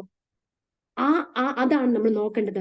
ഈ സാക്ഷ്യം നിങ്ങളുടെ ജീവിതത്തിൽ ബലമായിട്ട്, അനുഗ്രഹമായിട്ട് ഈ സാക്ഷ്യം ഹല്ലേലൂയ നിങ്ങളുടെ വിശ്വാസം വർദ്ധിപ്പിച്ച് ദൈവത്തിന് വേണ്ടി എന്തെങ്കിലും ചെയ്യാൻ പറ്റുമോ? അതാണ് നമ്മൾ ചിന്തിക്കേണ്ടത്. ഹല്ലേലൂയ. ഈ സാക്ഷ്യ മുഖാന്തരം ദൈവം നിങ്ങൾ അനുഗ്രഹിക്കുമാറാകട്ടെ. പ്രത്യേക സമയം തന്ന ദൈവദാസന് പ്രത്യേക വന്ദനത്തെ ഞാൻ അറിയിക്കുന്നു. Thank you so much. God bless you. Amen, amen, amen. Doctor rejoice, amen. Hallelujah. ആ സാക്ഷ്യം പറഞ്ഞു തുടങ്ങിയപ്പോൾ മുതൽ നിർത്തുന്നത് വരെ ഒരേ ശക്തിയിൽ, ഒരേ സ്പിരിറ്റിൽ, ഒരേ സന്തോഷത്തിൽ റിജോയ്സ്, ആ പേര് പോലെയുള്ള ആ സന്തോഷം, ആ ഒരു അനുഭവം, ഒരുപാട് കഷ്ടങ്ങളിലൂടെ, പ്രയാസങ്ങളിലൂടെ, പരിശോധനകളിലൂടെ ഒക്കെ കടന്നു പോകുമ്പോഴും അസാധ്യങ്ങളെ സാധ്യമാക്കുന്ന ആ ദൈവത്തെ ഉയർത്തിക്കാണിക്കുവാൻ തക്കവണ്ണം ആ അവസരങ്ങളെ ഉപയോഗിച്ചു എന്നുള്ളതാണ് ഡോക്ടർ റിജോയ്സിന്റെ എടുത്തു പറയത്തക്ക പ്രത്യേകത. 2.5 വയസ്സുള്ളപ്പോൾ ഇനി സംസാരശേഷിയില്ല, സംസാരിക്കാൻ കഴിയത്തില്ല എന്ന് അധ്യാപകർ പറയുമ്പോൾ അവരുടെ മുൻപാകെ വായെ തുറന്ന് സംസാരിക്കുവാൻ ദൈവം പ്രാപ്തയാക്കി തീർത്തു. ഓക്കെ, വൈദ്യശാസ്ത്രം പറഞ്ഞു ഇങ്ങനെ ഒരു കുഞ്ഞ് ജനിക്കില്ല, ജനിച്ചാൽ അത് അംഗവൈകല്യമുള്ളതായിരിക്കും. ബ്രെയിനിനോ ശരീരത്തിൻ്റെ ഭാഗങ്ങൾക്കോ അല്ലെങ്കിൽ മറ്റേതെങ്കിലും മാരക രോഗങ്ങൾക്കോ അടിമയാകാം. അതുകൊണ്ട് ഈ കുഞ്ഞിനെ അബോർട്ട് ചെയ്ത് കളയണമെന്ന് വൈദ്യശാസ്ത്രം പറഞ്ഞപ്പോൾ ദൈവം നിശ്ചയിച്ചത്, ദൈവം കണ്ടതാ, ദൈവമാണ് ഉരുവാക്കിയത്. അതുകൊണ്ട് ആ ദൈവത്തിൻ്റെ ഹിതത്തിനു വേണ്ടി നിൽക്കുവാൻ തയ്യാറായപ്പോൾ ദൈവം രൂപപ്പെടുത്തുവാനും പണിയുവാനും ഒരുക്കിയെടുക്കുവാനും ഇടയായി തീർന്ന ഒരു വ്യക്തിയാണ് ഡോക്ടർ റിജോയ്സ്. മറ്റുള്ളവരുടെ മുൻപാകെ ഇനിയും ഒന്നുമില്ല, എല്ലാം അവസാനിച്ചു, ശൂന്യതയിൽ പണി ആരംഭിച്ചു. പ്രിയ റിജോയ്സിന്റെ മമ്മിയുടെ ടെസ്റ്റിമണി, ഡോളി രാജന്റെ ടെസ്റ്റിമണി കഴിഞ്ഞ ദിവസങ്ങളിൽ അരോമ TV-യിൽ ഒരുപാട് ആളുകൾ കേൾക്കുവാനിടയായി തീർന്നു. ശരിക്കും പറഞ്ഞു കഴിഞ്ഞാൽ മരിച്ചു ജീവിച്ച ഒരു വ്യക്തിയുടെ സാക്ഷ്യം. എത്രയോ പ്രാവശ്യം ശരീരം മുഴുവനും തകർന്നു പോയി. ഇയ്യോബിന് നേരിട്ടതുപോലെയുള്ള, ചിലരെ കമന്റ് ബോക്സിൽ എഴുതിയിരിക്കുന്ന ഇയ്യോബിന്റെ സഹോദരി എന്ന്, ഇയ്യോബിന്റെ സഹോദരി എന്ന് കമന്റ് ബോക്സിൽ ഇട്ടിരിക്കുന്ന ഞാൻ കണ്ടു. അതുപോലെ പരിശോധനകളിലൂടെ കഷ്ടങ്ങളിലൂടെ കടന്നുപോയ ഒരു കർത്താവിന്റെ ദാസി. ആ ദാസിയുടെ മകൾ, സഹോദരനോ സഹോദരിയോ വേറെ ആരുമില്ല, ഏക മകൾ. ആ കുടുംബത്തിൽ ആയിരിക്കുന്ന പ്രിയ റിജോയ്സിനെ ഓർത്ത് ദൈവത്തിന് സ്തോത്രം ചെയ്യുന്നു. അനുഗ്രഹിക്കപ്പെട്ട മാതാപിതാക്കന്മാർ. ശരിക്കും കന്നഡ സംസാരിക്കേണ്ടെന്ന്, അല്ലെങ്കിൽ കർണാടകത്തിൽ ജനിച്ചു വളർന്ന ഒരു മകളെന്ന നിലയിൽ ഞാൻ വിചാരിച്ചു കന്നഡ മലയാളമായിരിക്കും എന്ന് സംസാരിക്കുന്നതെന്ന്. പക്ഷെ ഒരല്പം പോലും കന്നഡ പറഞ്ഞില്ല. നല്ല ശുദ്ധമായ മലയാളത്തിൽ വളരെ ഭംഗിയായി നന്നായിട്ട് സംസാരിപ്പാനിടയായി തീർന്നു. പ്രിയ മോളെ കർത്താവ് അനുഗ്രഹിക്കുമാറാകട്ടെ. ആ സാക്ഷ്യത്തിൽ ഉടനീളം ഞാൻ കണ്ട ഒരു കാര്യം എന്ന് പറഞ്ഞാൽ പ്രാർത്ഥന, ഉപവാസം, പ്രാർത്ഥന, ഉപവാസം. എടുത്തു പറഞ്ഞൊരു കാര്യമാണ്. ഇത് വേറെ എങ്ങൊന്നും പഠിച്ചതല്ല. മാതാപിതാക്കന്മാര് ചെയ്യുന്ന കാര്യങ്ങൾ കണ്ട് വളർന്നു വന്ന ഒരു മകൾ. ഞാൻ റിജോയ്സിനോട് ചോദിക്കാൻ ആഗ്രഹിക്കുന്നു, അരോമ TV-യിൽ ശ്രദ്ധിക്കുന്ന ഒരുപാട് മാതാപിതാക്കന്മാരുണ്ട്, യൂത്ത്സ് ഉണ്ട്, കുഞ്ഞുങ്ങളുണ്ട്, യൗവനക്കാരുണ്ട്. അവരോട് എന്തെങ്കിലും എടുത്തു പറയാൻ, സ്പെസിഫൈ ചെയ്ത് പറയുവാൻ, വിദ്യാഭ്യാസത്തെക്കുറിച്ചും സ്പിരിച്വൽ ലൈഫിനെ കുറിച്ചും എന്തെങ്കിലും എടുത്തു പറയാൻ ആഗ്രഹിക്കുന്നു? അങ്ങനെ അവരെ എൻകറേജ് ചെയ്യത്തക്ക രീതിയിൽ എന്തെങ്കിലും കാര്യങ്ങൾ പറയാൻ ആഗ്രഹിക്കുന്നെങ്കിൽ 1-2 കാര്യം ഒന്ന് പറയാമോ? പാരൻസ് മക്കളെക്കുറിച്ച് ഒരുപാട് ഇന്ന് ബോധേഡാണ്. അവർക്ക് ഒരു എൻകറേജ് ചെയ്യത്തക്ക രീതിയിൽ എന്തെങ്കിലും ഒരു ആശയം പറയാനുണ്ടോ? അതുപോലെ തന്നെ യൂത്ത്സിനോട്, പ്രത്യേകിച്ച് ഇന്നത്തെ യൂത്ത്സ് അവരുടെ വിദ്യാഭ്യാസത്തെക്കുറിച്ച് ആശങ്കപ്പെടുന്നവർ, ഫ്യൂച്ചറിനെ കുറിച്ച് ആശങ്കപ്പെടുന്നവർ, അപ്പോൾ തന്നെ വിദ്യാഭ്യാസം ഒരു വഴിക്ക് പോകുമ്പോൾ സ്പിരിച്വൽ ലൈഫ് വളരെ നഷ്ടപ്പെട്ടുകൊണ്ടിരിക്കുന്ന ഒരു തലമുറ. എന്തെങ്കിലും അവരോട് ഒരു എൻകറേജിങ് ആയിട്ട് എന്തെങ്കിലും ചില കാര്യങ്ങൾ പറയാൻ ആഗ്രഹിക്കുന്നെങ്കിൽ 1-2 മിനിറ്റ് ഉപയോഗിച്ച് പറയാവുന്നതാണ്. ആമേൻ, ഹല്ലേലൂയ. അപ്പനും അമ്മയോട് എനിക്ക്, പേരൻസിനോട് എനിക്ക് പറയാനുള്ളത്, നേരത്തെ ഞാൻ പറഞ്ഞതുപോലെ അടിച്ചേൽപ്പിക്കേണ്ട അല്ല ആത്മീക ജീവിതം. നമ്മൾ ചെയ്യുമ്പോൾ, ഞാൻ മമ്മിയിലും പപ്പയിലും കണ്ടതെന്ന് വെച്ചാല് രാത്രിയാമങ്ങളിൽ എഴുന്നേറ്റ് പ്രാർത്ഥിക്കും. അതിരാവിലെ സമയത്തൊക്കെ എഴുന്നേറ്റ് പ്രാർത്ഥിക്കും. മിക്കവാറും പ്രാർത്ഥനയാണ്. അത് കണ്ടിട്ടാണ് ഞാൻ അത് റിസീവ് ചെയ്യായിരുന്നു. അപ്പൊ അവര് പറഞ്ഞതേ ഉള്ളൂ, മോളെ ഇത് ചെയ്താലേ മോൾക്കൊരു ഒരു ഉയർച്ചയോ കാര്യങ്ങളോ നിനക്ക് കാണാൻ പറ്റത്തുള്ളൂ. പക്ഷെങ്കിൽ അത് ഞാൻ കണ്ട് പഠിച്ച കാര്യം. അതുകൊണ്ട് അപ്പനമ്മമാർ അത് കൃത്യമായി ദൈവത്തിന് വേണ്ടി ചെയ്യുന്നവരാണെങ്കിൽ, വിശ്വസ്തരായി ചെയ്യുന്നവരാണെങ്കിൽ മക്കൾ കണ്ടു പഠിക്കും. മക്കളോട് അടിച്ചേൽപ്പിച്ച് മോളെ രാവിലെ എഴുന്നേറ്റ് പ്രാർത്ഥിക്കണം, അങ്ങനെ നീ ചെയ്യണം, ഇങ്ങനെ ചെയ്യണം, അതിനുവേണ്ടി നീ പോകണം, ദൈവത്തിന് എന്തെങ്കിലും ചെയ്യണം, ഇങ്ങനെ പറയേണ്ട കാര്യമില്ല. നിങ്ങൾ ചെയ്യുമ്പോൾ നിങ്ങളെ കണ്ട് നിങ്ങളെ പിള്ളേരും അതുപോലെ തന്നെ അത് ചെയ്യും. മാത്രമല്ല, ഈ ഒരു മമ്മി ചെയ്ത ഒരു കാര്യമാണ് എന്റെ കുഞ്ഞുങ്ങൾ ഉള്ള അപ്പനമ്മയോട് ഞാൻ പറയാം, ചെറുപ്പം മുതലേ ഇല്ല, ഉദരത്തിലുള്ള സമയം മുതൽ ഉദരത്തിൽ കരം വെച്ച് പ്രാർത്ഥിക്കുക. എന്റെ കുഞ്ഞിന്റെ തലയിൽ മേൽ കൈവച്ച് പ്രാർത്ഥിക്കുക. എല്ലാ രാത്രി കിടക്കുന്ന മുമ്പും നിങ്ങൾ അത് എന്റെ അമ്മ ചെയ്ത കാര്യമാണ്. ആ കണ്ണുനീര് നമ്മുടെ തലയിൽ വീഴുമ്പോൾ നമ്മൾ എത്ര മന്ദബുദ്ധിയിലാണേലും ദൈവം അത് പ്രവർത്തിക്കും. അങ്ങനെ കണ്ണുനീരുള്ള പ്രാർത്ഥന അത് വളരെ ഫലപ്രദമാണ്. അങ്ങനെ മമ്മിയുടെയും പപ്പായുടെയും ഞാൻ പറഞ്ഞ വിശ്വാസ ജീവിതവും പ്രാർത്ഥനാ ജീവിതവും ഉപവാസ ജീവിതവും, അവരൊരു വിഷയം വന്നാൽ എന്ത് സ്റ്റെപ്പാണ് അവർ എടുക്കുന്നത്? അവര് അപ്പനമ്മയിൽ എന്ത് പഠിച്ചു? അവരത് ചെയ്യുന്നു. അവരത് ചെയ്യുമ്പോൾ ഞാൻ അത് കാണുന്നു. അങ്ങനെ നമ്മൾ ചെയ്യുന്നതാണ് നമ്മുടെ പിള്ളേര് പഠിക്കുന്നത്. അതുകൊണ്ട് നമ്മള് പിള്ളേര് കറക്റ്റായിട്ടില്ല, ഇല്ല പിള്ളേര് വാക്ക് കേൾക്കുന്നില്ല, പിള്ളേര് സഭയിൽ വരുന്നില്ല, ഇങ്ങനെ പറഞ്ഞിട്ട് കാര്യമില്ല. നമ്മൾ അതിനു വേണ്ടി പ്രാർത്ഥിക്കുകയും നമ്മൾ അതിനുവേണ്ടി സ്ട്രോങ് ആയിട്ട് അധ്വാനിക്കുകയും നമ്മുടെ ജീവിതത്തിൽ ദൈവത്തിന് എത്ര പ്രോമിനൻസ് നമ്മൾ കൊടുക്കുന്നു. അപ്പനമ്മമാർ നമ്മളെ സഭയിൽ പോകുന്നുണ്ടോ ഉണ്ടെങ്കിലും പേഴ്സണലായ കുടുംബ ജീവിതത്തിൽ ഒരു കുടുംബത്തിൽ നടക്കുന്ന കാര്യം പിള്ളേരാ കാണുന്നത്. സഭയുടെ അകത്ത് അപ്പനമ്മമാർ വളരെ സ്ട്രോങ് ആണെങ്കിലും വീടിനകത്ത് കാണുന്നത് പിള്ളേരാണ്.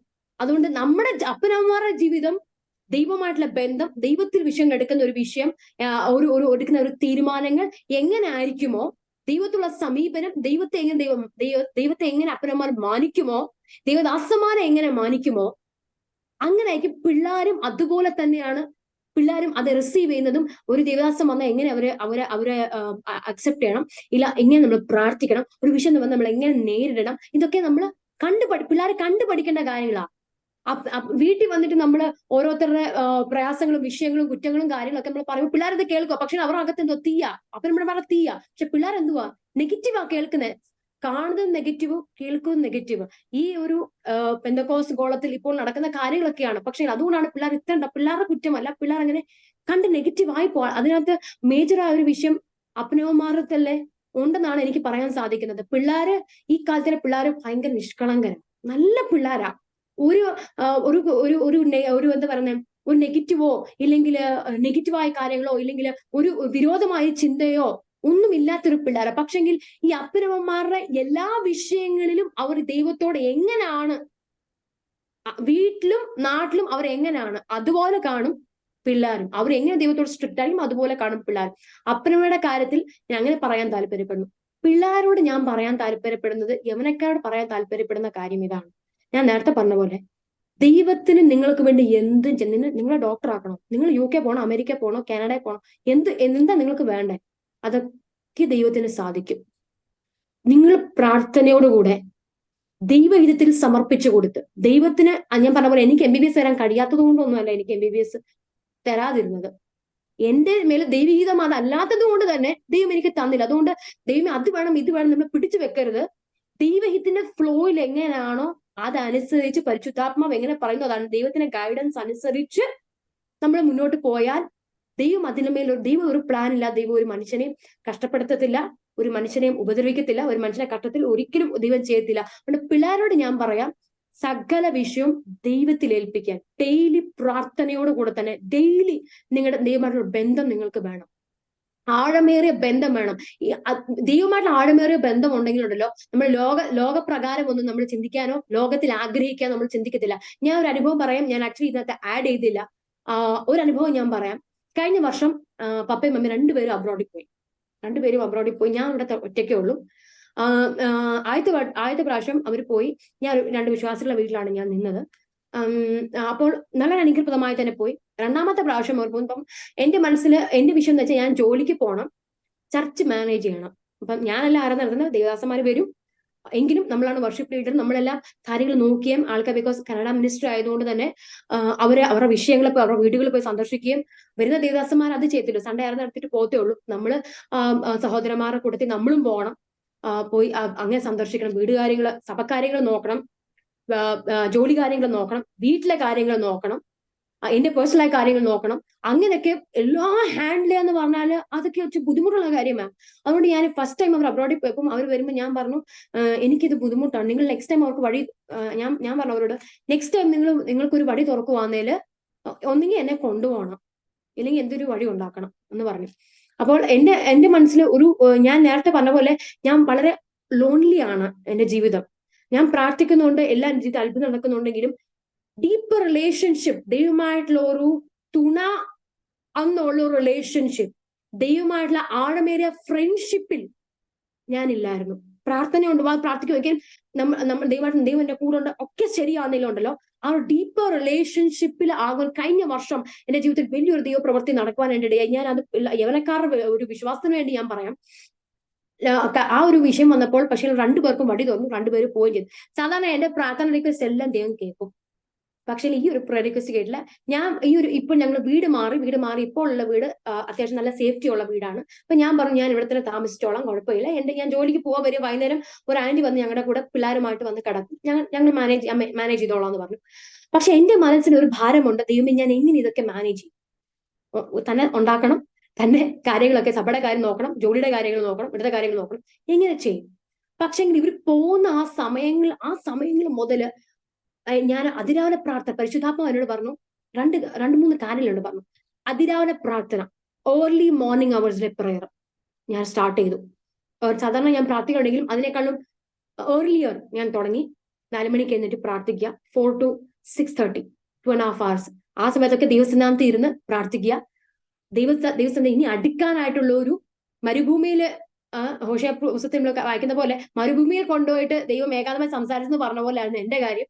അങ്ങനെ ഞാൻ ആ സമയത്ത് അതിരാവിലെ പ്രാർത്ഥിക്കും. പിന്നെ പരിശുദ്ധാത്മാവ് ഹോളി സ്പിരിറ്റ് എന്ന് പറയുന്ന ഒരു കോൺസെപ്റ്റിലെ ആഴങ്ങളിലോട്ട് ഇറങ്ങുവാനായിട്ട് ദൈവം ആ സമയങ്ങളാണ് ദൈവം എന്നെ സഹായിച്ചത്. ഹോളി സ്പിരിറ്റിന്റെ കമ്പാനിയൻഷിപ്പ്, ത്രിയേക ദൈവത്തിന്റെ ആ ഒരു നാമത്തിന്റെ 3ാമത്തെ ഭാഗം ഒരു പരിശുദ്ധാത്മാവിന്റെ ഒരു companion of the holy spirit എന്നാ പറയുന്നത്. ആ പരിശുദ്ധാത്മാവിന്റെ ഒരു പേഴ്സൺഹുഡ് ഉണ്ട്, ത്രിയേക ദൈവത്തിന്റെ പേഴ്സൺഹുഡ് ഉണ്ട്. ആ പേഴ്സൺഹുഡിനെ പറ്റി എനിക്ക് മനസ്സിലാക്കാൻ തക്കോണം ആ സമയങ്ങളിൽ ദൈവനെ സഹായിച്ചു. അങ്ങനെ 3 കാര്യം പറഞ്ഞു. 1, അതിരാവിലെ പ്രാർത്ഥന തുടങ്ങി, ശക്തമായി പോരാടി പ്രാർത്ഥിക്കുക, അത് തുടങ്ങി. 2, ഞാൻ ജോലി സ്ഥലത്ത് പോയാലും ഫ്രീ സമയങ്ങളിൽ, പേഷ്യൻ്റ് ഇല്ലാത്ത സമയങ്ങളിലൊക്കെ ഞാൻ അങ്ങോട്ടും ഇങ്ങോട്ടും നടന്ന് പ്രാർത്ഥിക്കും. എപ്പോഴും പ്രാർത്ഥന, വണ്ടി ഓടിക്കുമ്പോൾ പ്രാർത്ഥിക്കുക. അങ്ങനെ 3ാമത്തത് അന്യഭാഷയിൽ സംസാരിക്കുക. അന്യഭാഷ, നമുക്ക് കിട്ടിയ അന്യഭാഷയിൽ സംസാരിക്കുക. അതൊരു തരം സംസാരവും അതൊരു യുദ്ധവുമാണ്. അങ്ങനെ അതിൽ കൂടെ അനേക അത്ഭുതങ്ങൾ നടക്കും. അങ്ങനെ പരിശുദ്ധ പല കാര്യങ്ങൾ എനിക്ക് പറഞ്ഞു തരികയും അങ്ങനെ ദൈവമായിട്ട് ആഴമേറിയ ഒരു ബന്ധത്തിൽ ചേരുവാനും ദൈവം എന്നെ സഹായിച്ചു. ആ ഒരു സമയങ്ങളിൽ ഞാൻ പപ്പയും മമ്മിയും വിളിക്കും, ഡെയിലി എന്നെ വിളിക്കും. ഞാൻ അത്രയും ടെൻഷനായിരുന്ന പാർട്ടിയാണ്. പക്ഷേ അത് ടെൻഷനൊക്കെ മാറി. അതൊക്കെ ഇനി അവർ ഒരു ദിവസം വിളിച്ചില്ലെങ്കിലും കുഴപ്പമില്ല, അവർ എന്നെ ഇങ്ങോട്ട് വിളിക്കുക, ഞാൻ അങ്ങോട്ട് വിളിക്കുന്നില്ല. മീൻസ് ആ ഒരു ചിന്ത പോലും എന്നിൽ മാറി. എന്റെ കൂടെ എന്റെ ദൈവമുണ്ട്. എനിക്ക് പല കാര്യങ്ങളിലും ഞാൻ ബിസിയായി, ഞാൻ എന്റെ കാര്യങ്ങൾ നോക്കുക, ആത്മീയമായി ഇനി മുന്നോട്ട് വരിക. ഓരോ കാര്യം, ആത്മീയമായ കാര്യം ദൈവം എന്തൊക്കെ പറയുമ്പോൾ അതൊക്കെ എഴുതി വെക്കുക, ചെയ്യുക. അന്ന് ആ ദിവസങ്ങളിലാണ് പരിശുദ്ധാത്മാവ് പറഞ്ഞത് ഡെയിലി ബൈബിൾ വേഴ്സ് വിടണം എന്നുള്ള കാര്യം. ഞങ്ങളുടെ യൂട്യൂബ് ചാനലുണ്ട്, ആ ചാനലിൽ കൂടെ ഡെയിലി ബൈബിൾ വേഴ്സ് വിടണം. ഓരോരുത്തർക്ക് അത് അനുഗ്രഹമാകത്തൊക്കെ നീ തുടങ്ങണം, മറ്റുള്ളവർ തുടങ്ങാൻ നീ തുടങ്ങണം. നീ മറ്റുള്ളവരെ നോക്കിയിട്ട് നീ അത് ചെയ്യല്ല, നീ അത് ചെയ്യണം അന്ന് എന്നോട് പറഞ്ഞു. അങ്ങനെ ഇംഗ്ലീഷിലും കന്നഡയിലും മലയാളത്തിലുമായിട്ട് 3 ഭാഷയിലുമായിട്ട് വചനങ്ങൾ എല്ലാ ദിവസവും വിടാനായിട്ട് ദൈവം എന്നെ സഹായിച്ചു. അത് മാത്രമല്ല, ദൈവമായിട്ടുള്ള ഒരു സാന്നിധ്യത്തിന് വേണ്ടി നമ്മൾ യവനക്കാരുടെ പിള്ളേരോട് പറയാം, അതിനുവേണ്ടി നിങ്ങൾ സ്റ്റെപ്പ് എടുത്ത് വെക്കുക. പറ്റാത്ത കാര്യമൊന്നുമില്ല. അങ്ങനെയാണെങ്കിൽ നിങ്ങളുടെ ജീവിതത്തിൽ മഹാ അത്ഭുതങ്ങളെ നിങ്ങൾ കാണും. മാത്രമല്ല ദൈവമായിട്ട് ഒരു റിലേഷൻഷിപ്പിൽ മാത്രം ദൈവം നേരിട്ട് നിങ്ങളുടെ റൂമിൽ ഇറങ്ങുന്ന പോലെ. ഞാൻ എന്റെ ക്ലിനിക്കിൽ ഇരിക്കുമ്പോൾ ഒരു ദിവസം ഞാൻ കഴിച്ചുകൊണ്ടിരിക്കുമ്പോൾ ദൈവാത്മാവ് എന്നോട് പറഞ്ഞു, ഞാൻ 3 ദിവസം ഉപവാസമായിരുന്നു. 3ാം ദിവസം എന്നോട് പറഞ്ഞു, നീ ഒരു ഡിക്ലറേഷൻ ഇറക്കണം. I declare and decree that ഇന്ന വിഷയങ്ങൾ എന്റെ ജീവിതത്തിൽ നടക്കും, സാത്താനൊന്നും ചെയ്യാൻ പറ്റത്തില്ല. അങ്ങനെ എനിക്കൊന്നും അറിയത്തില്ല, വേർഡ്സ് അറിയത്തില്ല. ദൈവത്തിന് ആത്മാവ് എനിക്ക് തരിക. ഞാൻ ഒരു പേപ്പറൊക്കെ കളഞ്ഞു പോകും. അതുകൊണ്ട് ഫോണിൽ നമ്മൾ നോട്ട്സ് എഴുതി വെച്ചാൽ പോകത്തില്ല. അതുകൊണ്ട് ഞാൻ നോട്ട്സ് എല്ലാം ടൈപ്പ് ചെയ്തു, അതിന്മേൽ കാര്യം വെച്ച് ഞാൻ പ്രാർത്ഥിച്ചു. അങ്ങനെ ഡിക്ലറേഷൻ പറയാൻ തുടങ്ങി. അന്ന് ഞാൻ ഡിക്ലറേഷൻ എല്ലാം എഴുതി പ്രാർത്ഥിച്ചു കഴിഞ്ഞ് ഞാൻ ഫുഡിന് ഇരിക്കുമ്പോൾ ദൈവത്തിന് ആത്മാവോട് പറഞ്ഞു, നീ ചില ഉടമ്പടികൾ എടുക്കണം. ഇനി ഞാൻ എന്ത് ഉടമ്പടി എടുക്കണ്ട എനിക്ക് അറിയത്തില്ല. പക്ഷെ പരിശുദ്ധാത്മാവോട് പറയാം. അങ്ങനെ ഞാൻ എന്റെ ഫോൺ എടുത്തു, അതിനുവേണ്ടി ഞാൻ സ്റ്റെപ്പ് എടുത്തു. ഞാൻ ഫോൺ എടുത്തു, എഴുതാം. അങ്ങനെ ഞാൻ ടൈപ്പ് ചെയ്യാൻ തുടങ്ങി. പരിശുദ്ധ ഓരോന്നായി കവറന്റുകൾ ഞാൻ എടുക്കേണ്ട ഉടമ്പടികൾ എനിക്ക് പറഞ്ഞു തന്നു. അങ്ങനെ ഞാൻ ഉടമ്പടികൾ എടുത്ത് അന്ന് ഞാൻ സമർപ്പിച്ചു. അങ്ങനെ സമർപ്പിച്ച് ഞാൻ ഫ്രണ്ട് വെയിറ്റിംഗ് റൂമിൽ വന്ന് ഞാൻ ഇങ്ങനെ ഇരിക്കുന്ന സമയത്ത് ഞാൻ ഇങ്ങനെ ഇരുന്ന് ആ ഉടമ്പടിയുടെ മേൽ കരം വെച്ച് ഞാനിങ്ങനെ പ്രാർത്ഥിക്കുമ്പോൾ, ഞാനിങ്ങനെ കണ്ണടച്ചിങ്ങനെ പ്രാർത്ഥിക്കുമ്പോൾ എന്റെ മുമ്പിൽ ഒരു വെള്ള വസ്ത്രധാരിയ ഒരു വ്യക്തി വന്ന് നിൽക്കുന്ന പോലെ ഞാനിങ്ങനെ ആത്മാവിൽ കാണുക. അപ്പൊ ഞാനിങ്ങനെ കാണുമ്പം ഞാനിങ്ങനെ മൊബൈൽ നോക്കി ഇങ്ങനെ കാണുക. അപ്പം ആ ഒരു വ്യക്തി, ഞാൻ പുറമെ വിശ്വസിച്ച എന്റെ യേശു ആന്ന് ഞാൻ പുറമെ വിശ്വസിച്ച ആ ദൈവം ഒരു കരം ഇങ്ങനെ നീട്ടുക. ഇങ്ങനെ എന്റെ കൈ കൂടെ വെച്ച് ഞാൻ എന്ത് ചെയ്യണം? ഉടമ്പടി ചെയ്യണം. ഒരു കരം ഇങ്ങനെ നീട്ടി ഇങ്ങനെ പിടിച്ച് നിൽക്കുന്നതായിട്ട് ഞാൻ ഇങ്ങനെ കാണുക. അപ്പൊ ഞാന് വിശ്വാസത്താൽ, ഒരു കരം ഞാൻ അവിടെ കാണുന്നില്ല, ഫിസിക്കലി ഞാൻ കാണുന്നു, പക്ഷെ എക്കാലം വിശ്വാസത്താൽ ഞാൻ അവിടെ വെച്ച് ഉടമ്പടി ഞാൻ ഇങ്ങനെ കൊടുത്തു, എന്റെ കരം വിശ്വാസത്തിലെടുത്ത് കൊടുത്തു. അങ്ങനെ ദൈവത്തിന്റെ ഒരു സാന്നിധ്യം എന്റെ ക്ലിനിക്കിന്റെ അകത്ത് ദൈവം പ്രത്യക്ഷമായി ഇറങ്ങി എന്നോട് സംസാരിക്കുന്നത് പോലെ ഒരു അനുഭവത്തിലോട്ട്. അത് എപ്പോഴാണ് നമ്മൾ സ്റ്റെപ്പ് എടുക്കണം. യവനക്കാരോട് ഞാൻ പറയാം, ഞാൻ നേരത്തെ പറഞ്ഞു, ദൈവത്തിന് എന്തും നിങ്ങൾക്ക് വേണ്ടി ചെയ്യാം. എന്തും. പൈസ വേണോ, ആരോഗ്യം വേണോ, ഡോക്ടർ ആക്കണോ, എന്ത് വേണേ നിനക്ക് വേണ്ടി ചെയ്യാം. പക്ഷെ എന്ത് നിങ്ങൾ ദൈവത്തിന് വേണ്ടി ചെയ്യും? എത്ര ബന്ധം നിങ്ങൾക്ക് ദൈവത്തിന് വേണ്ടി സ്ഥാപിക്കാൻ കഴിയും?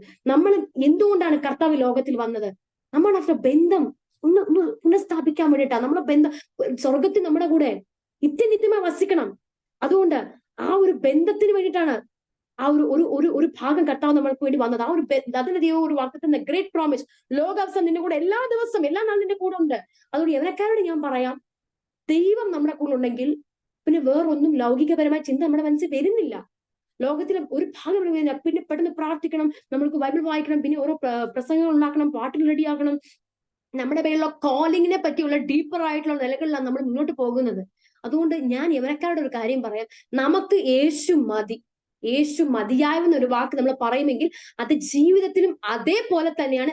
നമുക്ക് യേശു മതിയായവൻ തന്നെ. ആ യേശു നമ്മുടെ കൂടെ ഉണ്ടെങ്കിൽ നമ്മൾ വേറെ ഒരു കാര്യം ടെൻഷൻ അടിക്കേണ്ട കാര്യവുമില്ല. സകല കാര്യം ദൈവം നമ്മുടെ തുണയായി നമ്മുടെ കൂടെ നിന്ന് നമ്മുടെ സകല കാര്യം സാധിപ്പിച്ച് തരികയും ചെയ്യും. നേരായ പാത, ദൈവഹിതം എന്താണോ അത് ദൈവത്തിന്റെ ആത്മാവ് നമുക്ക് വെളിപ്പെടുത്തി തരികയും ചെയ്യും. അതുപോലെ ദൈവത്തിന്റെ ഹിതപ്രകാരം എത്ര സമയത്ത് എത്തിക്കുകയും ദൈവം ചെയ്യും. നമ്മൾ എന്തോ ചെയ്യണം? നമ്മൾ ഒരു സ്റ്റെപ്പ് ദൈവത്തിന് വേണ്ടി എടുത്തു വെക്കണം. നിങ്ങളുടെ ടെൻഷനുകളിലും അവരങ്ങനെയാണ് ഇവരങ്ങനെയാണെന്ന് പറഞ്ഞ് നിങ്ങൾ ഡൗൺ ആയി പോകേണ്ട കാര്യമില്ല. അവര് ശരിയല്ല, അവർ ആത്മീയ ജീവിതം അങ്ങനെയാണ്, അവര് ഇങ്ങനെ ചെയ്യുന്നു, രണ്ട് മുഖമാണ്. നിങ്ങളതൊന്നും നോക്കണ്ട. നിങ്ങളും ദൈവമായിട്ട് ബന്ധം നിങ്ങൾ നോക്കിയാൽ മതി. എന്നുവെച്ചാൽ യുഗങ്ങൾ കർത്താവിനെ കൂടെ നിത്യമായി നമ്മൾ വസിക്കേണ്ടവരാ. അതുകൊണ്ട് ആ കർത്താവ് നമുക്കൂടെ ജീവൻ തന്നതാ. ആ കർത്താവിന് വേണ്ടി എന്തെങ്കിലും നിങ്ങൾക്ക് ചെയ്യാൻ പറ്റുമോ? അതാണ് ദൈവം നോക്കുന്നത്. അതുകൊണ്ട് യവനക്കാരോട് ഇപ്പോൾ ഈ സമയത്തിൽ ഞാൻ പറഞ്ഞ് അവസാനിപ്പിക്കാൻ ആഗ്രഹിക്കുന്നത്, പ്രാർത്ഥിക്കുക, ഡെയിലി പ്രാർത്ഥിക്കുക. വെറുതെ എനിക്ക് അത് തരണേ ഇത് തരണേ എന്ന് പ്രാർത്ഥിക്കുകയല്ല. ഇരുന്ന് ദൈവമേ എന്നോട് സംസാരിക്കുക. പരിശുദ്ധാത്മാവ് നിങ്ങളുടെ കൂടെ ഇരിക്കും. എന്റെ അനുഭവമാണ്. ഞാൻ ഇരിക്കുന്ന ദിവാനിൽ ഒരു ദിവസം ഞാൻ രാവിലെ പ്രാർത്ഥിച്ചുകൊണ്ടിരിക്കുമ്പം എനിക്ക് വ്യക്തമായ അനുഭവമുണ്ട്. പരിശുദ്ധാത്മാവ് ഇങ്ങനെ ഒരു കൈ എന്ന് വെച്ചാൽ ഞാൻ ചില റിലീസ് ചെയ്യാൻ പോകുവാന്നുള്ള ഇങ്ങനെ ഒരു കൈ, ഞാൻ ഒരു വെള്ള വസ്തുതാരി എന്റെ ഒപ്പത്തിൽ എന്റെ കൂട്ടത്തിൽ ഇരിക്കുകയാണ്. ആ ഇരുന്നോട് പറയാ ഇങ്ങനൊരു കൈ വീശുക. അപ്പൊ ഞാന് എനിക്ക് മനസ്സിൽ ഭയങ്കര, അപ്പം പല റെവലേഷനുകൾ എനിക്ക് കിട്ടുക, വചനങ്ങൾ റെവലേഷൻ കിട്ടുന്നു. അന്ന് ആ ദിവസം ഞാൻ എന്റെ മമ്മി വിളിച്ചിട്ട്, മമ്മി പപ്പ അപ്പം വിദേശത്താണ്, അവിടെ ചില അത്ഭുതങ്ങൾ നടക്കുന്നു, ഇവിടെ ചില അത്ഭുതങ്ങൾ നടക്കുന്നു. അപ്പൊ ഞാൻ പറഞ്ഞു, ഞാൻ വിശ്വസിക്കുന്നു എന്റെ ദൈവം അന്ന് റിലീസ് ചെയ്തതാ. അതുകൊണ്ട് ഞാൻ പറയുന്നത്, നമ്മുടെ പേഴ്സണൽ പ്രേയറില് ദൈവമായിട്ടുള്ള ബന്ധം നമ്മൾ സ്ട്രോങ് ആക്കണം. വെറും പേഴ്സണൽ പ്രേയർ നടക്കുമ്പോൾ, പോകുമ്പോൾ, വരുമ്പോൾ അന്യഭാഷ സംസാരിക്കുക. അന്യഭാഷയിൽ സംസാരിക്കുന്ന പവർ ഉണ്ട്. നിങ്ങൾ പ്രാർത്ഥിക്കുക, അന്യഭാഷ സംസാരിക്കുക. വിഷയങ്ങൾ വരുമ്പോൾ ഉപവസിക്കുക, പ്രാർത്ഥിക്കുക. എന്ത് വിഷയം വന്നാലും മനുഷ്യനെ ആശ്രയിക്കാതെ ഫസ്റ്റ് പായിട്ട് പ്രാർത്ഥിച്ച് ദൈവത്തിന്റെ ആലോചന എന്തുവാന്ന് ഗ്രഹിച്ച് നിങ്ങൾ മുന്നോട്ട് പോവാണെങ്കിൽ നിങ്ങളെ ഭയപ്പറ്റി ഒന്നും ടെൻഷൻ അടിക്കേണ്ട കാര്യമില്ല. ദൈവം സകല കാര്യങ്ങളായിട്ടെടുത്ത് ദൈവം നിങ്ങളെ അനുഗ്രഹിച്ചിരിക്കും. ആമേൻ, ഹല്ലേലൂയ. ഇതാണ് പാസ്റ്റർ എനിക്ക് പറയാൻ ആഗ്രഹിക്കുന്നത്. തീർച്ചയായിട്ടും വളരെ വ്യക്തമാണ്. മാതാപിതാക്കന്മാർക്ക് കൊടുക്കേണ്ടുന്നതായ ആ ഒരു നിർദ്ദേശവും യൗവനക്കാര് പിന്തുടരേണ്ടുന്നതായ ആ ഒരു നിർദ്ദേശവും വളരെ വ്യക്തമായിട്ട് കർത്താവിൻ്റെ ദാസി റിജോയ്സ് പറയുവാൻ തക്കടിയായി തീർന്നു. നല്ല ചിന്തകൾക്കായി, നല്ല നിർദ്ദേശങ്ങൾക്കായി ദൈവത്തിന് സ്തോത്രം. ദൈവം ഒരു വ്യക്തിയുടെ ജീവിതത്തിൽ എന്തും ചെയ്യുവാൻ ശക്തനാണ്. ദൈവത്തിന് അസാധ്യമായിട്ടൊരു കാര്യമില്ല. ദൈവത്തിന് കഴിയാത്ത ഒരു കാര്യവുമില്ല. എന്നാൽ നമുക്ക് എന്ത് ചെയ്യാൻ കഴിയും?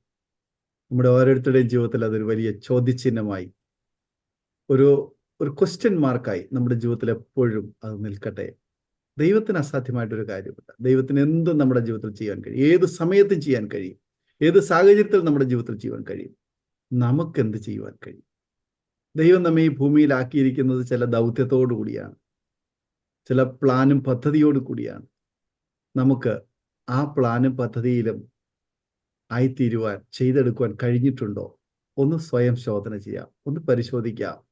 നമ്മുടെ ജീവിതം ദൈവത്തിന് പ്രസാദകരമായി തീർന്നിട്ടുണ്ടോ? ദൈവഹിതപ്രകാരം നമുക്ക് ആയിത്തീരാൻ കഴിഞ്ഞിട്ടുണ്ടോ?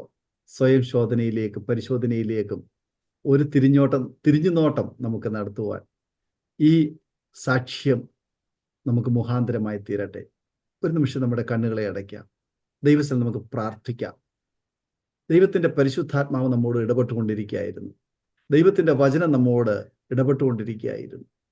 ആ ദൈവ സാന്നിധ്യത്തിൽ കർത്താവെ, അങ്ങേക്ക് ഇഷ്ടമുള്ളത്, അങ്ങേക്ക് പ്രസാദമുള്ളത് ചെയ്യുവാൻ ഞാൻ എന്നെ അങ്ങയുടെ കരങ്ങളിലേക്ക് ഭരമേൽപ്പിക്കുന്നുവെന്ന് നമുക്കൊരു നിമിഷം പ്രാർത്ഥിക്കാം.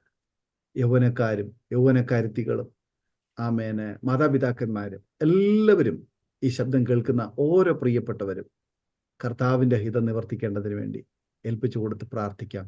നാം ഒരുമിച്ച് സ്തോത്രം ചെയ്ത് പ്രാർത്ഥിക്കുമ്പോൾ പ്രിയ റിജോയ്സ് ഈ സമയം അരോമ ടിവിയിലെ ശ്രോതാക്കൾക്ക് വേണ്ടി 1 മിനിറ്റ് പ്രാർത്ഥനയിൽ നമ്മെ സഹായിക്കും. ആമേൻ. ഹല്ലേലൂയ. കർത്താവേ, ദൈവമേ, സ്വർഗസ്ഥനായ പിതാവേ, നല്ല കർത്താവേ, ദൈവമേ, ഈ സമയത്തിൽ കർത്താവേ, അരോമ ടിവിയിലെ പ്രേക്ഷകർക്ക് വേണ്ടി ഞങ്ങൾ പ്രാർത്ഥിക്കുന്ന കർത്താവേ, അപ്പാ, സാക്ഷ്യത്തിൽ കൂടെ അപ്പാ ദൈവത്തിന്റെ നാമമഹത്വത്തിന് വേണ്ടിയിട്ട് ഹല്ലേലൂയ പറയുവാനെ ബലപ്പെടുത്തി ഞങ്ങളുടെ മഹാകൃപകൾക്കായി സ്തോത്രം. എന്റെ ദൈവം അങ്ങ് അസാധ്യങ്ങൾ സാധ്യമാക്കുന്ന ദൈവമാണെന്നും ഇല്ലാത്തതിനെ ഉള്ളതുപോലെ വിളിച്ചു വരുത്തുവാൻ കഴിവുണ്ടെന്നും അങ്ങയ്ക്ക് വേണ്ടി അപ്പൊ അങ്ങയ്ക്ക് അസാധ്യമായ ഒന്നുമില്ലെന്നും സകലതും സാധ്യമെന്നും അമ്മേൻ നമ്മളെ കരുതുന്ന ദൈവം അങ്ങാണെന്നും ഹല്ലേലൂയ. ശത്രു എത്ര പ്രബലനായാലും അതിന്റെ മധ്യത്തിൽ ഹല്ലേലൂയ തക്ക സമയത്ത് വാഗ്ദത്തങ്ങൾ നിറവേറ്റുവാൻ ശക്തനായ ദൈവമെന്നും ദൈവം ഉറപ്പിച്ച് ഒരു പ്രാവശ്യം കൂടെ പ്രേക്ഷകരോട് പറയുവാൻ ദൈവം സാധിച്ച ഞങ്ങളുടെ കൃപകൾക്കായി സ്തോത്രം. കേൾക്കുന്ന വ്യക്തികളെ ഓർത്ത് ഞങ്ങൾ പ്രേക്ഷകർ ഓരോരുത്തരായി ദൈവകരങ്ങളിൽ ഞങ്ങൾ ഏൽപ്പിക്കുക പിതാവേ. അപ്പുരവുമാരെ ഓർത്ത് പ്രാർത്ഥിക്കുന്ന പിതാവേ, കൃപ കൊടുക്കുമാറാകണമേ. അവരുടെ പ്രാർത്ഥനാ വിഷയങ്ങൾ, അവർ കുഞ്ഞുങ്ങളെ പറ്റിയൊരു ഭാരം, അവരുടെ ജീവിതത്തെ പറ്റിയുള്ള ഭാരം, അവർ രോഗക്കിടക്കയിലായിരിക്കുന്നവർക്ക് ഞങ്ങൾ പ്രാർത്ഥിക്കുന്നു കർത്താവേ. രോഗം എത്ര ഹല്ലേലൂയ കർത്താവേ പ്രയാസമാണെങ്കിലും എന്റെ ദൈവം യഹോവ റാഫയായ ദൈവം ഇന്ന് ഈ സമയത്തിൽ കർത്താവേ അവരുടെ അംഗങ്ങളുടെ മേൽ തൊടുമാറാകണമെന്ന് പ്രാർത്ഥിക്കുന്നു. യേശുവിന്റെ അധികാരമുള്ള നാമത്തിൽ അവർ രോഗം സൗഖ്യമാകട്ടെ. അവരുടെ പിതാവ് സാമ്പത്തിക വിഷയങ്ങളുടെ മേൽ ദൈവത്തിന്റെ ആത്മാവിന്റെ കരം എനിക്ക് വേണ്ടി നീട്ടിയ ആ ഒരു കരം ഹല്ലേലൂയ കേൾക്കുന്ന പ്രേക്ഷകരുടെ ജീവിതത്തിൽ, അത് ഹോപ്പ്ലെസ് ആയി സിറ്റുവേഷനിലായിരിക്കുന്ന വ്യക്തികളുടെ ജീവിതത്തിൽ പരിശുദ്ധാത്മാവിന്റെ ആ ഒരു ശക്തമായ ഒരു ദൈവത്തിന്റെ പ്രവൃത്തി വെളിപ്പെടുമാറാകട്ടെന്ന് യേശുവിന്റെ നാമത്തിൽ പ്രാർത്ഥിക്കുന്നു. മാനസികമായ ഡിപ്രഷനിൽ കടന്നു പോകുന്ന ദൈവമക്കളെ ഞങ്ങൾ ഓർത്ത് പ്രാർത്ഥിക്കുന്നു കർത്താവേ. ദൈവമേ ഹല്ലേലൂയ, ഇന്ന് പകൽ ഹല്ലേലൂയ ലോകാവസാനത്തോളം എല്ലാ നാളും നിങ്ങളുടെ കൂടെ ഉണ്ടെന്ന് വാഗ്ദത്തം ചെയ്ത എന്റെ കർത്താവേ ഹല്ലേലൂയ, നിങ്ങളുടെ തുണയായി ഞാൻ ഉണ്ടെന്ന് പറഞ്ഞ എന്റെ കർത്താവേ, ആ ഒരു ഡിപ്രഷൻ ആയിരുന്ന റൂമില് പരിശുദ്ധാത്മാവ് ഇറങ്ങുമാറാകട്ടെ. എന്റെ ദൈവത്തിന്റെ സാന്നിധ്യം, ആ ത്രിയേക ദൈവത്തിന്റെ സാന്നിധ്യം ഇറങ്ങുമാറാകട്ടെ യേശുവിന്റെ നാമത്തില്. ദുഷ്ടൻ വലക്കല്ലേ, ദുഷ്ടൻ നശിപ്പിക്കല്ലേ. അപ്പൊ അവർ വാഗ്ദത്തത്തിന് വിരുദ്ധമായി എന്നിരിക്കുന്ന സകല പോരികൾ യേശുവിന്റെ നാമത്തിൽ നശിച്ചു പോകുമാറാകട്ടെ. ഇന്ന് പകൽ ഹല്ലേലൂയ ദൈവകരെ ശക്തമായി വ്യാപരിക്കുമാറാകട്ടെ കർത്താവേ. ആ വിഷയങ്ങളുടെ മേൽ എന്തായിക്കോട്ടെ ദൈവത്തിന്റെ കരം അതിശക്തമായി അത് വെളിപ്പെടുമാറാകട്ടെ യേശുവിന്റെ നാമത്തിൽ ഞങ്ങൾ അപേക്ഷിക്കുന്ന പിതാവേ ഹല്ലേലൂയ. ഇന്ന് പകൽ ദൈവത്തിന്റെ സാന്നിധ്യം ഇറങ്ങട്ടെ. പ്രത്യേകിച്ച് ഞങ്ങളുടെ കാര്യം ഞങ്ങൾ ഓർത്ത് പ്രാർത്ഥിക്കുന്നു കർത്താവേ. ദൈവമേ അപ്പ ഹല്ലേലൂയ, ദൈവത്തിന്റെ കരമോട് കൂടെ വേണം അപ്പ കർത്താവേ. ദൈവമേ എത്രയോ പിള്ളേർ അത് പിന്മാത്ര ചിന്തകളിൽ കടന്നു പോകുമ്പോൾ ഹല്ലേലൂയ ദൈവമേ ദിവസങ്ങൾ കർത്താവിന്റെ അടുക്കുവാൻ അപ്പച്ച കൃപ കൊടുക്കും. മറ്റുള്ളവരെ നോക്കാതെ അപ്പൊ അതിന്റെ യേശു എനിക്ക് വേണ്ടി മരിച്ചു എന്നുള്ളത് ഉയർത്തിനിട്ട് ഇന്നും സ്വർഗത്തിലായിരിക്കുന്നു, ഇന്നും എന്റെ ഭക്തിയിലായിരിക്കുന്ന ഒരു ആഴമേറിയ ഒരു റെവലേഷൻ അവർക്ക് കൊടുക്കുമാറാകണമേ പ്രാർത്ഥിക്കുന്ന കർത്താവേ. ഇവനെ പിള്ളേരുടെ കരങ്ങളിൽ ഏൽപ്പിക്കുന്ന അവർ കടന്നു പോകുന്ന എഡ്യൂക്കേഷനിലെ ഭാരങ്ങൾ, സാമ്പത്തിക ഭാരങ്ങൾ, മാനസികമായ ഭാരങ്ങൾ, രോഗത്തിലെ ഭാരങ്ങൾ യേശുവിന്റെ നാമത്തിൽ സൗഖ്യവും വിടുതലും മനസ്സും ശരീരവും സൗഖ്യമാകട്ടെ. ആ വിഷയങ്ങളും എന്നെ കരുതിയ ദൈവം അവരെ കരുതുവാൻ ശക്തനായ ദൈവമാകിയാൽ അപ്പാ ഈ ദിവസങ്ങളിൽ ദൈവത്തിന് വിളിക്ക് ഒത്തവണ്ണം അതനുസരിച്ച് എല്ലാ ഡിപ്രഷനുകളും എല്ലാ അൺവാണ്ടഡ് ചിന്തകളും മാറ്റിവെച്ച ദൈവത്തിന് വേണ്ടി ശക്തമായി ശോഭിക്കുവാൻ തക്കവണ്ണം, ദൈവത്തിൽ ആശ്രയിക്കാൻ തക്കവണ്ണം അവരെ ബലപ്പെടുത്തുമാറാകണമെന്ന് യേശുവിന്റെ നാമത്തിൽ പ്രാർത്ഥിക്കുന്ന പിതാവേ ഹല്ലേലൂയ. പിശാചിന്റെ സകല അവന്റെ കുതന്ത്രങ്ങളെ യേശുവിന്റെ നാമത്തിൽ നശിപ്പിച്ചു കളയുക കർത്താവേ. ദൈവത്തിന്റെ മണവാട്ടിയായി, ക്രിസ്തുവിന്റെ മണവാട്ടിയായി ഈ സമയങ്ങളിൽ, ഈ അന്ത്യകാലഘട്ടങ്ങളിൽ ഒരുങ്ങത്തക്ക നിലകളിൽ ഞങ്ങൾ ഓരോരുത്തരെയും ബലപ്പെടുത്തുമെന്ന് യേശുവിന്റെ നാമത്തിൽ ഞങ്ങൾ പ്രാർത്ഥിക്കുന്നു. ഞങ്ങളുടെ പ്രാർത്ഥനയും യാചനയും കേട്ട് ഈ പ്രാർത്ഥനയില അപ്പൊ ദൈവത്തിന്റെ ആത്മാവിന്റെ വൻ പ്രവർത്തി അനേക വ്യക്തികളുടെ കുടുംബങ്ങളിൽ ദൈവം ചെയ്ത മഹാകൃപകൾക്കായി സ്തോത്രം കേട്ട പ്രാർത്ഥനയും യാചനയുടെ കൃപകൾക്കായി സ്വന്തം പ്രത്യേകിച്ചും ഈ ടി വി നടത്തുന്ന ദേവദാസനെ കുടുംബത്തെ ഓർത്ത് ടീമിനെ ഓർത്ത് പ്രാർത്ഥിക്കുന്നു. ആ നടത്തുന്ന ശുശ്രൂഷ അനേകർക്ക് ഇതുവരെയും അത്ഭുതമായതുപോലെ അനുഗ്രഹമായതുപോലെ മുന്നോട്ടും അനുഗ്രഹം തന്നെ ആകട്ടെ കർത്താവേ. അവരെ ശക്തമായി ഉപയോഗിക്കുന്ന മഹാകൃപകൾക്കായി സ്തോത്രം. ഇനി ദൈവനാമത്തിലൂടെ ദൈവത്തിന്റെ പ്ലാൻ പ്രകാരം ഇന്നൊരു ദിവസങ്ങൾ നീ ചെയ്യുവാനൊക്കെയും കൃപയും ബലവും ശക്തിയും നീ കൊടുത്തിരിക്കുന്ന കൃപകൾക്കായി സ്തോത്രം പിതാവേ. ഞങ്ങളുടെ കൃപകൾക്കായി കൊടുത്ത നിയോഗത്തിനായി സ്തോത്രം. നന്ദിയോടെ സ്തോത്രം സ്തോത്രം സ്തോത്രം. ഞങ്ങളുടെ പ്രാർത്ഥന ഞങ്ങളുടെ യാചനകൾ അങ്ങ് കേട്ടിരിക്കുന്ന ദൈവമാകിയ സ്തോത്രം. അങ്ങ് ഉത്തരമായിരിക്കുന്ന ദൈവമാകിയ സ്തോത്രം. യേശുവിന്റെ നാമത്തിൽ തന്നെ പിതാവേ, ആമേൻ. Thank you doctor Rejoice. ഇത്രത്തോളം സമയം അനുഗ്രഹിക്കപ്പെട്ട ജീവിതാനുഭവവും സാക്ഷ്യവും പങ്കുവയ്ക്കുവാൻ അരോമ TV-യിലെ സമയം വേർതിരിച്ചതിന് പ്രിയ റിജോയ്സിനുള്ളതായ നന്ദി സ്നേഹം അറിയിക്കുന്നു. കർത്താവ് ധാരാളമായി അനുഗ്രഹിക്കട്ടെ. പിന്നെ ശക്തമായി ദൈവം ഉപയോഗിക്കട്ടെ. ഔദ്യോഗിക മേഖലയിലും ആത്മീയ ശുശ്രൂഷ തലങ്ങളിലും ദൈവനാമ മഹത്വത്തിന് വേണ്ടി നിലകൊള്ളുവാൻ ദൈവം സഹായിക്കട്ടെ. അനേകരെ കർത്താവിലേക്ക് വഴി നടത്തുവാൻ ദൈവം ഉപയോഗിക്കട്ടെ എന്ന് ആശംസിക്കുന്നു, പ്രാർത്ഥിക്കുന്നു. അതുപോലെ ഞങ്ങളെ ശ്രമിച്ചുകൊണ്ടിരുന്ന മാന്യ ശ്രോതാക്കളോടുള്ളതായ നന്ദി ഞങ്ങൾ അറിയിക്കുന്നു. ദൈവം നിങ്ങളെ അനുഗ്രഹിക്കട്ടെ. ഈ ടെസ്റ്റ് മണി നിങ്ങൾക്ക് അനുഗ്രഹമായി തീർന്നു എന്ന് ഞങ്ങൾ വിശ്വസിക്കുകയാണ്. നിങ്ങൾക്ക് ഇത് അനുഗ്രഹമായി തീർന്നു ഇഷ്ടപ്പെട്ടുവെങ്കിൽ നിങ്ങളുടെ സുഹൃത്തുക്കൾ കൂടി ഷെയർ ചെയ്ത് കൊടുക്കുക. അവരും കേൾക്കട്ടെ, അനുഗ്രഹിക്കപ്പെട്ടതിലൂടെ ദൈവനാം മഹിമപ്പെടുവാൻ തക്കോടിയായിത്തീരും. അപ്പോൾ തന്നെ നിങ്ങൾക്കൊരു പ്രാർത്ഥനാ വിഷയമുണ്ടെങ്കിൽ ഞങ്ങളെ ബന്ധപ്പെടാവുന്നതാണ്. സ്ക്രീനിൽ കാണുന്നതായ നമ്പറിൽ ഞങ്ങൾക്ക് വാട്സപ്പ് സന്ദേശം അയക്കൂ, കോൾ ചെയ്യൂ. വിളിച്ചാൽ ഒരു പക്ഷെങ്കിൽ എടുക്കാൻ പറ്റിയില്ല എങ്കിൽ മിസ് കോൾ അയച്ചാൽ ഞങ്ങൾ തിരിച്ച് നിങ്ങളെ വിളിച്ച് ഞങ്ങൾ നിങ്ങൾക്ക് വേണ്ടി പ്രാർത്ഥിക്കുകയും നിങ്ങളുടെ വിഷയങ്ങൾ അന്വേഷിക്കുകയും ചെയ്യുന്നതായിരിക്കും. കർത്താവ് നമ്മെ സഹായിക്കുമാറാകട്ടെ. വീണ്ടും അനുഗ്രഹിക്കപ്പെട്ട ഒരു സാക്ഷ്യവുമായി വീണ്ടും കാണും വരെയും എല്ലാവർക്കും good bye. God bless you all. ഓർമ്മയുടെ മനോരഥത്തിൽ മായാത്ത ഓർമ്മയ്ക്കായി അരോമ മാട്രിമോണിയിൽ നിന്നും ജീവിത പങ്കാളിയെ കണ്ടെത്തൂ. നിങ്ങൾ ഒരു ക്രിസ്തീയ ജീവിത പങ്കാളിയെ അന്വേഷിക്കുകയാണോ? അതോ മക്കൾക്ക് അനുയോജ്യമായ ഒരു തക്ക തുണയ്ക്ക് വേണ്ടി പ്രാർത്ഥിക്കുന്ന വ്യക്തിയാണോ? എങ്കിൽ അരോമ മാട്രിമോണി നിങ്ങൾക്ക് വേണ്ടിയാണ്. ഇന്നു തന്നെ സൗജന്യമായി രജിസ്റ്റർ ചെയ്യൂ. അരോമ മാട്രിമോണിയുടെ പ്രത്യേകതകൾ: രജിസ്ട്രേഷൻ തികച്ചും സൗജന്യം. ലോകത്തെവിടെയുമുള്ള അനുയോജ്യമായ ക്രിസ്തീയ ജീവിത പങ്കാളിയെ തിരഞ്ഞെടുക്കാം. വിവാഹം നടക്കുന്നതുവരെ സർവീസ് ലഭിക്കുന്നു. ഏറ്റവും ചെറിയ പാക്കേജുകളും തിരഞ്ഞെടുക്കാം. അരോമ മാട്രിമോണി നിങ്ങൾക്കായി ഒരുക്കുന്നു വിവാഹം പരമാനന്ദം. Email aroma matrimony2020@gmail.com.